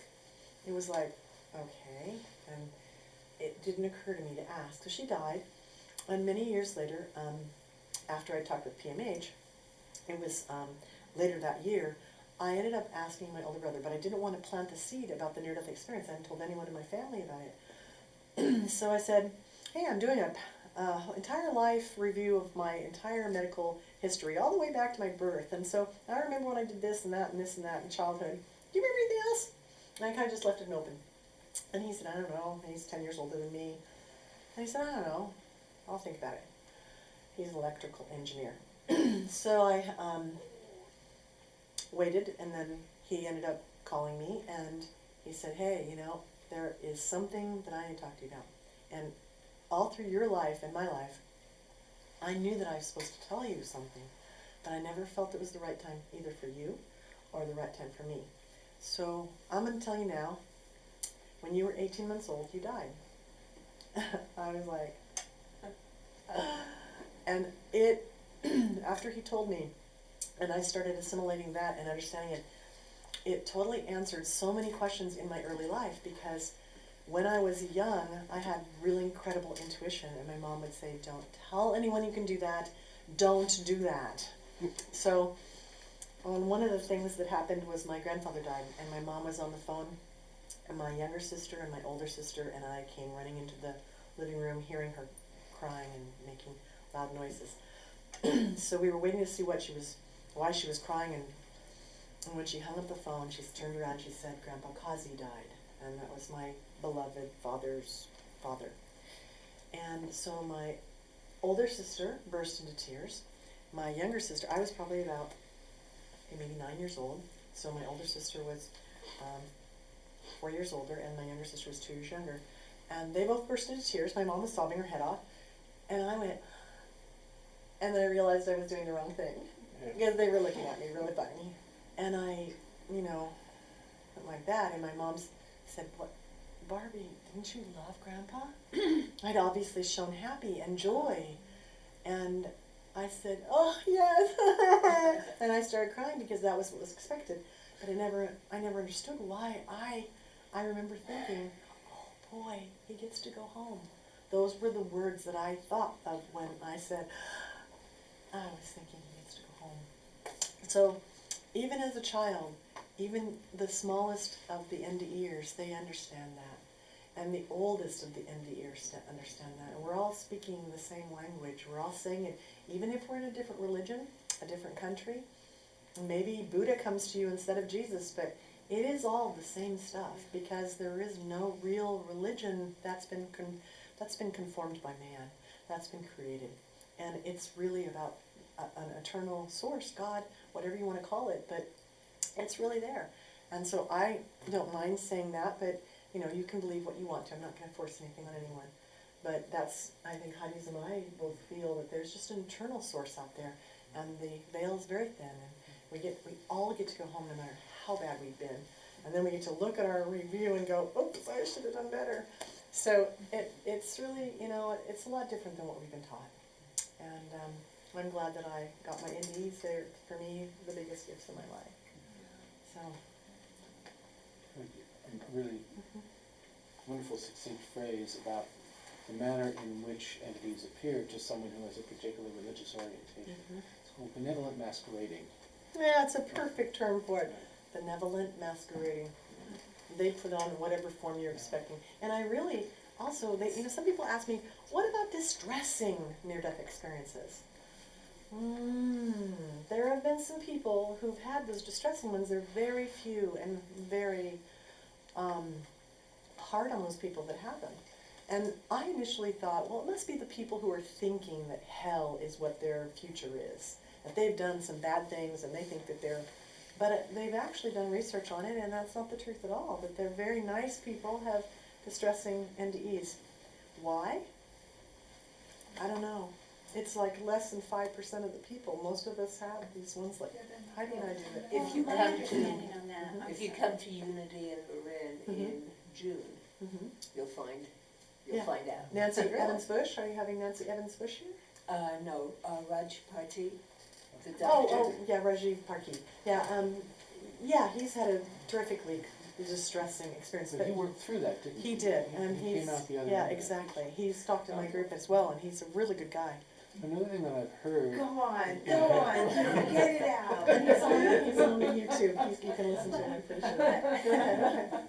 But in my experience, when I went home, because while I was receiving these messages, the core messages for me were those 3 messages. They wanted to make sure that I got those and that I understood those.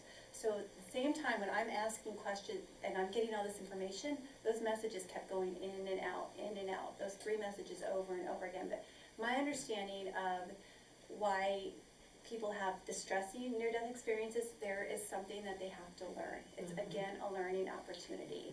And so that's my experience, and that's what I learned when I was at home. I would agree with that. There's another kind of situation that I've heard of only once or twice, and it has to do with some of the body consciousness reaching the individual, say in an ER or an operating room, and the medical procedures that are being done to the body are then being interpreted as a distressing experience. Oh, and this that is where the could be. person is, maybe physically, clinically dead, but is still hanging out with the body, and they're getting those physical impressions and translating them into a dark That scenario. doesn't, Well, like Mhm. Evan I was- Alexander. my body was pretty distressed when I had the most beautiful experience of my life. So it might not apply to everybody, but like Yeah. Evan Alexander, he was in, He had a pretty awful yeah, he had a first. worm-like view, and it was kind of pulsating like a heartbeat, and he ended up seeing a light that was kind of above him that made beautiful music, and he ended up looking up at the light. He felt like he was a cell in like a warm bunch of mud, perhaps, like inside of a body or something, who knows, and he ended up watching this light and then ending up going into this valley where the butterfly, he was on the back of the butterfly, and I don't know if you know his story, and it ended up being his deceased sister who met him on the back of the butterfly, but he didn't even know she existed. So his story is very elaborate, but he had a worm's eye view, so that could be considered a distressing NDE that converted into a positive NDE. So there's all sorts of ones. I have a question for both of you. When you're with other NDEers, you feel calmer? What's your feeling when you're with those people? Family. And do you recognize them? Um, For instance, how I got here was I was standing at family. Apple, What? and the lady walks in and it's NDE, NDE, NDE. I'm drawn to her, and I'm trying to look at the lady. Don't look at the lady. The guy walks in, and there's two of them. And when I sat down to talk to him, he says, "Who are you, and how do you know that?"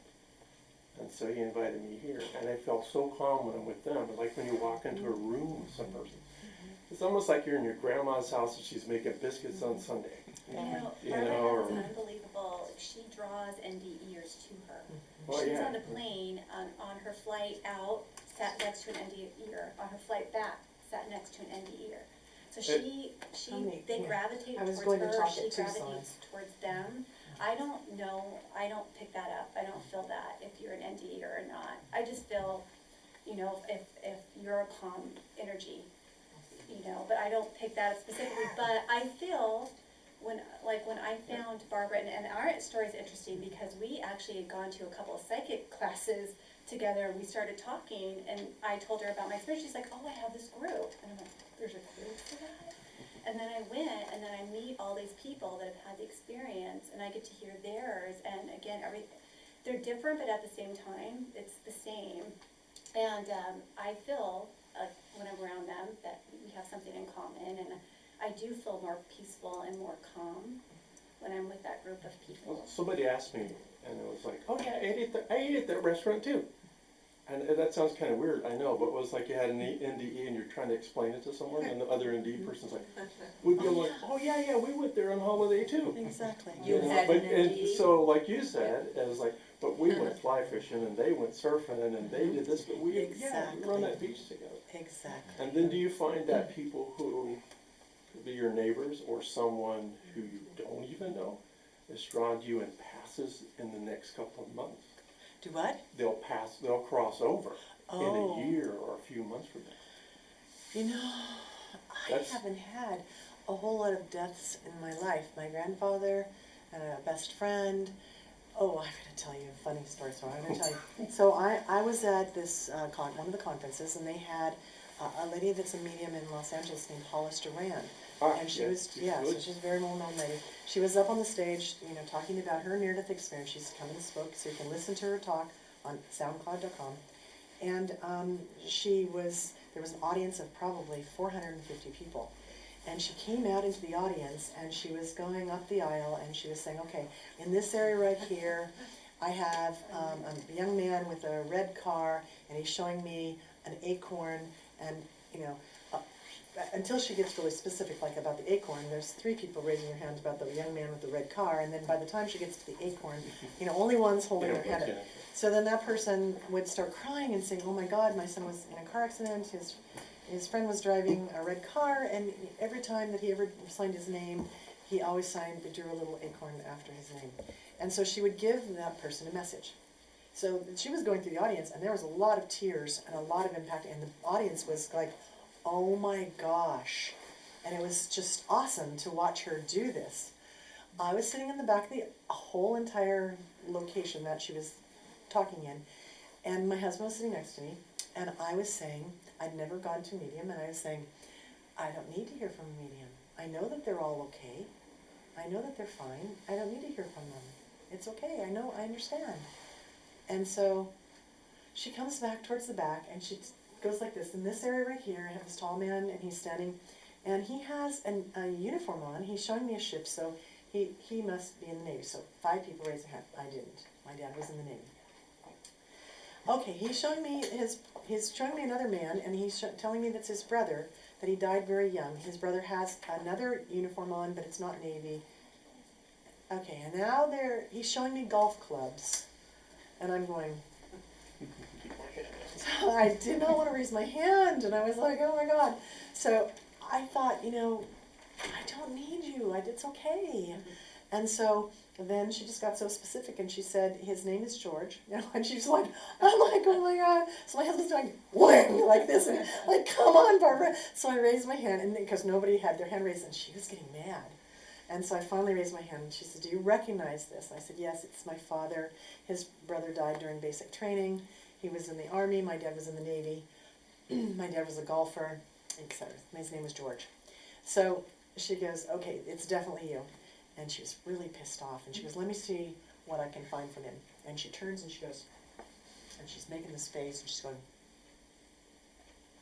and she goes, he says that you don't need a message. You already understand all of this. She knew me. She did not know I was a near-death experiencer. So I was going. And she said, he just wanted to come by to tell you that he loves you. That was it. And then she turned and she left. So after the event was over, I went up to her and I said, I'm really sorry I didn't raise my hand. I'm a near-death experiencer. I've been saying I didn't need a message. It's so amazing that he came through. I'm really excited that you were able to bring him through. Thank you so much. And now we're very best friends. So she's come and talked to the INs in Hollister's to come and talk to Santa Barbara. So, it's really interesting. If you want to talk to the other side, and you need that for some reason, to someone specifically, then I believe that you can say to them, I want to talk to you, and I want you to be in my life, and I want you to leave pennies everywhere I go, or whatever the sign might be.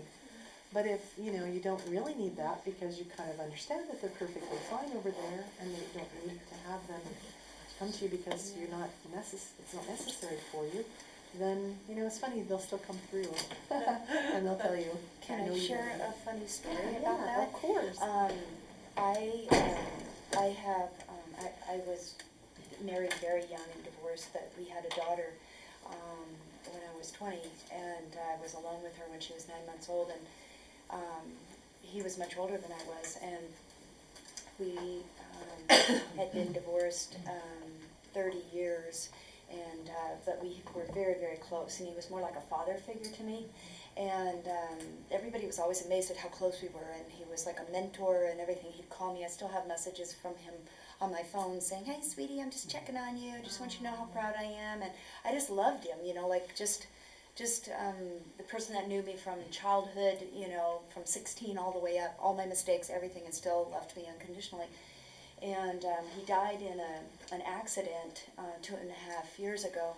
And it was very traumatic for me, like losing a father, and I never really thought about it that way until one of my closest friends who'd known me since that age said, it was almost like you lost your dad. He was more like a father figure, and that made sense to me. And right around his birthday, about 9 months later, so our daughter is now 36, and she's really a sweet person, never gave me an ounce of trouble, but kind of almost conservative, just kind of like her grandma, just kind of, I don't believe in acupuncture or chiropractors or any of this stuff, right? She's always been like that. So different from me. Like, it's like if I didn't see her come out of me, I wouldn't think she was her. Beautiful person, but just like just stiff. And she had a really hard time, but she kept a lot under, and she didn't have these other beliefs, didn't really, and I was really traumatized. I mean, it affected my work, it affected my just everything. And about 6 months later is when his birthday was, and I was really having a hard time. I was crying really hard, and then I realized, oh my God, it's Randy's birthday. And Dusty, our daughter, called me from LA, and she said, I just felt like I needed to check on her. I said, I'm having a really hard time, and I started bawling. And I try not to do that around her because I knew she didn't have a release, And she said, I said, I'm just having a hard time. It was your dad's birthday, and I just am mad at him for not wearing his seatbelt. He would have just been hanging upside down instead of being crushed, And I was bawling, and she said, Mommy, I need to tell you something. And, I'm waiting for it. And she said, Daddy came to me in a dream a few nights ago, and I didn't want to tell you because I know you've been worried about your health, because it was really affecting me, And she said, and I didn't want you to worry, but Dad said to tell you to chill, which is something he used to say to me all the time. He said he came to me in water. There was some significance there. He said to tell you to chill and that you need to know he's okay. Everything is fine. And when it's your time, this is why I didn't want to share with you, because I didn't want you to worry it's going to be soon. But he said to tell you, everything is fine. You need to chill. He's fine. And when it is your time, he will be there to greet you. Wow. And she was bawling, Yep. you know. And She said it came in a dream. in and a yet dream, he had but it this was conviction so, about its because reality. he Yeah. said, please tell your mom, and she felt guilty for not telling me because she wasn't of that persuasion, right? That's so funny. So The I was so non-believer. relieved, and I can't tell you how much lighter I felt, and I was like, oh, thank you, because I'd been asking for a message, and he didn't come to me. He came to her, It's who almost didn't, more credible. you know? Yeah. And so it was Yeah. really neat, because shortly after that, she decided to go see John Edward. And then she told me, you should go see him too, you know? And it was really neat, because not to get a message, but to really hear all of this, and it's okay. And it's like, it's brought us closer, because we don't talk about that so much as just, you know, stuff. And her daughter, my granddaughter, who's 13 now, was like 11, 10 and a half at the time that he died. And Ella is a very old soul. Like, you just know when you're around her that she's just been here many times before, and she's teaching us all something. And when, after his memorial service, people came from all other states and everything to talk about, and each person that got up said, I thought I was Randy's best friend, you know, and all these things the whole time, right? Where it was just such a wonderful thing. And afterwards, half of us decided to gather up at San Simeon Cove, which is where he and I used to go all the time when we were really young. And Ella had only been there a few times before she moved. And we all went up there, and Randy was a fisherman and a scuba diver and a kneeboarder, and he just loved, you know, the ocean and being in the ocean and doing everything with the ocean. And when we got to the beach, everybody got other cars, and we were all moving to the cove, you know, and it's just a beautiful place that has a bay, you know, and hardly any waves, right? And little waves started getting bigger, and they were coming up to where you could see the face of it. And all of a sudden, and the whole beach is full of people, you know, some with us, some not. And Ella, who's I think 10 and a half at the time, goes, it's Grandpa. And everybody looks out, and there's dolphins, a mother dolphin and two babies in the water going like this. And Randy's favorite thing was dolphins. And she goes, Grandpa, like that. She didn't say there. She said, Grandpa. And everybody looked at her and looked out there, and the whole beach went, you know, like that. So Ella knew, but still everybody else around her, you know what I mean? It was just the most fascinating thing. And so that stuck with me. You know, he's there. But then to get the message for Dusty so that she would, you know, Oh, be that's okay. That's beautiful. beautiful. Really. So sometimes it comes through people Yeah. that aren't there, you know, and it's cool when they have to say something. Yeah, yeah. Like if you had told that, everybody would be like, yeah. Yeah, sure, I know, whatever, you've been yeah. waiting I wished I for could a have told this sign. woman, you know, that sometimes it's the Yeah. most resistant people sometimes will come through.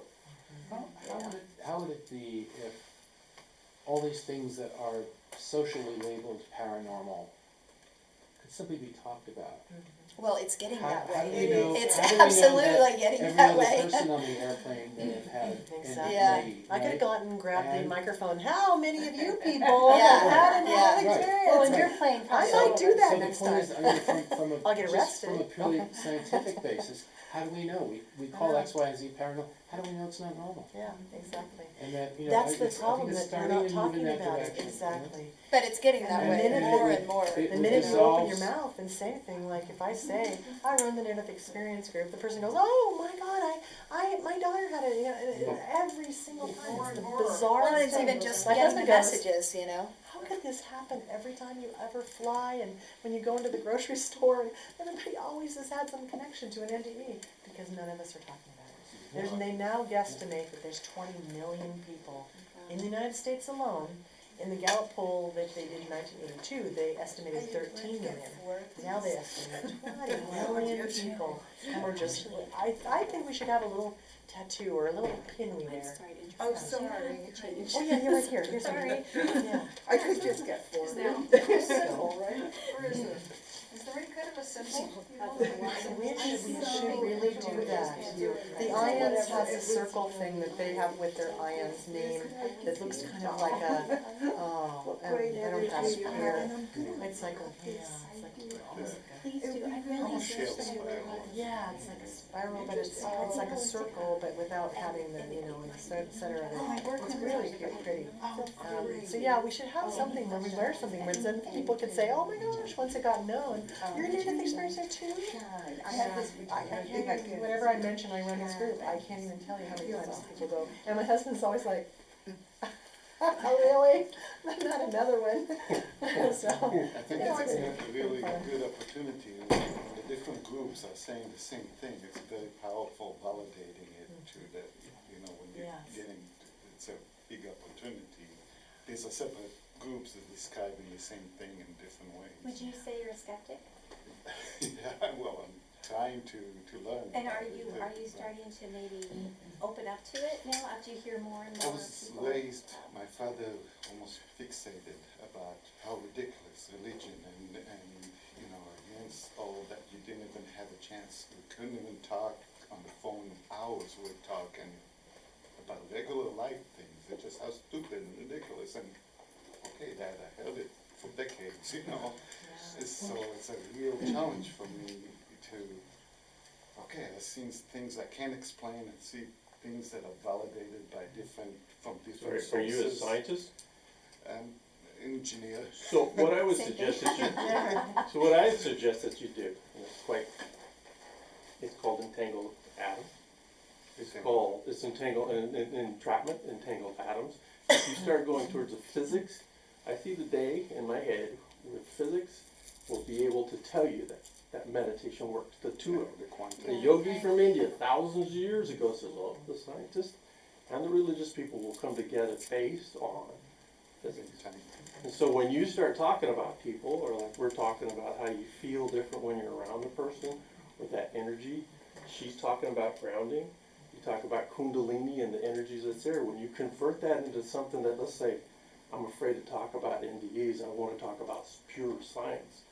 You can talk all day long with physicists and they'll describe, oh yeah, you can take an atom on one end of the world and an atom and just start moving at the same sentence and movement. So when if you can look at a life or an NDE as a physics type issue, you can't argue with it. You just can't argue with it. One of the most compelling is actually lots of engineers from HP we still get together and have coffee and stuff, and you start telling them about it. Oh no, that's just your mind. Why you said that? It's the skeptics that get me most convinced because they don't have a reason other than everybody knows that it's it's your mind playing tricks. Well, they're Until it actually, happens to By you, what? I didn't know anything about it either. What is your reasoning that you're saying that? you know, the skeptics are really betraying the scientific method. That's it. Because science has nothing to do with being preclusive or judging things before investigation. Yeah. And those who claim the scientific high ground should know better than that. Scientists, when it comes to NDE, are the most unreasonable. You saw They're coming around. my film in Santa Rosa. Yeah. What did it have? The fact that it had a lot of objective evidence. How did that? Yeah, Did it affect your point of view and how you feel about this? Yeah. Well, I've studied it on, you know, John Edwards and video show and, you know, a bunch of NDEs, tons of videos, and you're going, okay, analytically, it's all cost checks, you know, even though it's not something that's in our realm, makes sense, it's all cost checks. What would constitute acceptance for you? Would it be a That's the feeling challenging or thing. an intellectual closure or how? So you get the 'Cause intellectual, you've been and to a you're lot of still these, fighting right? it with the feelings of Dad's pounding it into everybody. You would have the missionaries come in twice a week, and they come further. He got them to wonder and say. So that's the challenge. We all have this programming for childhood that's just. That's worse than the analytical part of me. That's why I think that having organizations that tell the same stories is very all working together, and that's why the IONS organizations all work together. And like I'll tell Rich, maybe, you know, we were talking about speakers and stuff, he can start accessing me and listening to the speakers that I have on that SoundCloud, and then you can call me and say what's their contact information so you guys can have them here.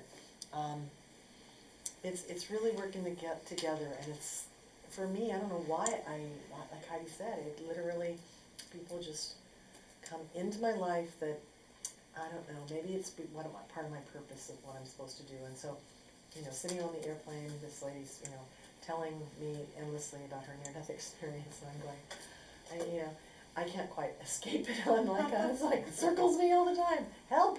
So, But you asked for it. I know. And you still wanna wear something I on did. your, I know. right? That's one of me, as I say. I know, but when you're traveling on an airplane and you're uncomfortable, you know, it's like, oh, can you call me?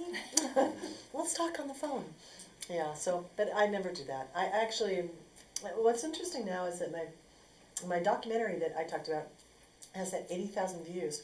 And now, I was just at that Frank Ostaseski event, and this girl, probably about 30 years old, walked up to me and said, "Oh my God, I saw your video." That was very interesting. And she had a near-death experience, and she said, "This is so helpful to me to have somebody in front of me who," because that's what IONS is doing, is connecting people that have had these NDEs and making it be a family and making it be comfortable for people, because that's what I got out of it when I first connected with them. To have I went to that first conference in San Diego in 2009, and Jeffrey Long asked me to go. I got there, and there were 50 near-death experiencers, and we sat in a huge circle, and we each told a brief version of our near-death experience, and we heard everybody's story. Oh my gosh, that was so powerful. How many similarities and yet little tweaks that were different. But it was just awesome to have those people in that room and feel, oh my God, I found people that were like me. Yeah. The tribe. The tribe.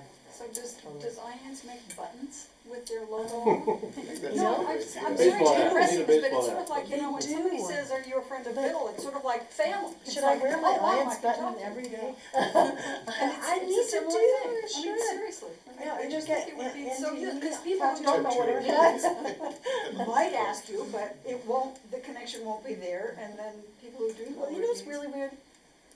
I can literally be in the Ralph store, in line, with my husband with the grocery cart, and a little baby in front of me in the grocery cart starts smiling and everything to me, and I'm like, making little faces at him, and the mother turns around, and I go, "Hi." And she goes, "Hi." She goes, "My name's Susie, and this is Jacob," and "Oh, hi, Jacob, you're so adorable." And then she'll say, "Oh, do you live here in Santa Barbara?" "Yes, I do." "What do you do?" And my husband always goes, "Oh, God." "I run the near-death experience group." "Oh, my God." So then we sit there after she's checked out, after I've checked out, we're standing in the Ralph store talking about near-death experiences. So literally, you know, when I was on campus at UCSB, it was really interesting how many people literally have a connection to this. And you just say the words MDE to somebody and just see what they say. Try it at work. Say, "Oh my gosh, I was seeing this really cool article in this newspaper or something, in a magazine, about NDEs. Have you ever heard anything about that?" And just see what they say. Just test it in your life. See how many people say, "Oh my God, my mom had NDE." It's so bizarre. It's so bizarre. But that's because there's been so many people that are out there. And we're just hiding. It'll come around.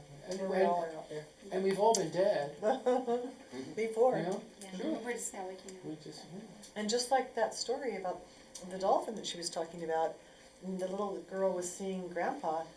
The little girl may not have been seeing the dolphins. She may have been actually seeing Exactly. Grandpa out there. Exactly. That's what I thought when she was talking. Mhm. So at the risk of cutting short this love I fest, know, it's just That's just like, I gotta go. I'm just wondering if either Heidi or Barbara has a last, something you'd like to say, or someone has a burning question that you have to have answered before you leave. No, Otherwise, I just want to thank you all for coming out and participating, being open, your questions, sharing your stories, and thank you. honestly. Thank you for your This was courage. very warm and welcoming. Thank you for your courage. Thank you. Yeah. It takes courage.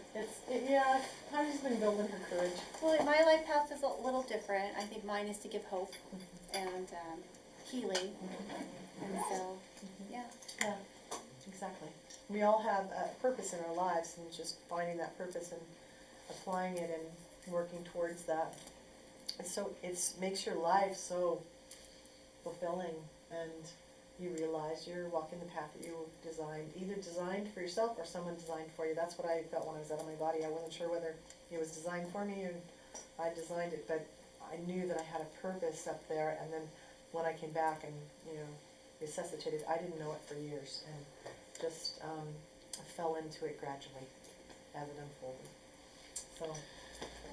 So, thanks thank to you. Barbara, Yeah.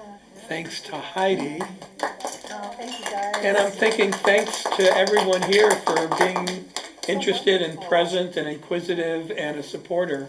Thanks to you for providing the That's Thank right. Can I get your card? Yeah, I have my card out in the car. Thank you for putting Heidi's YouTube on your website also.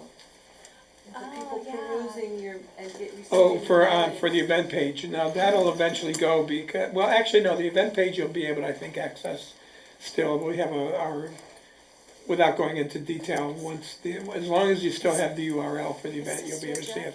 But you can probably get it from Heidi's. Yeah, that was one of the affirmations That videos. was one of the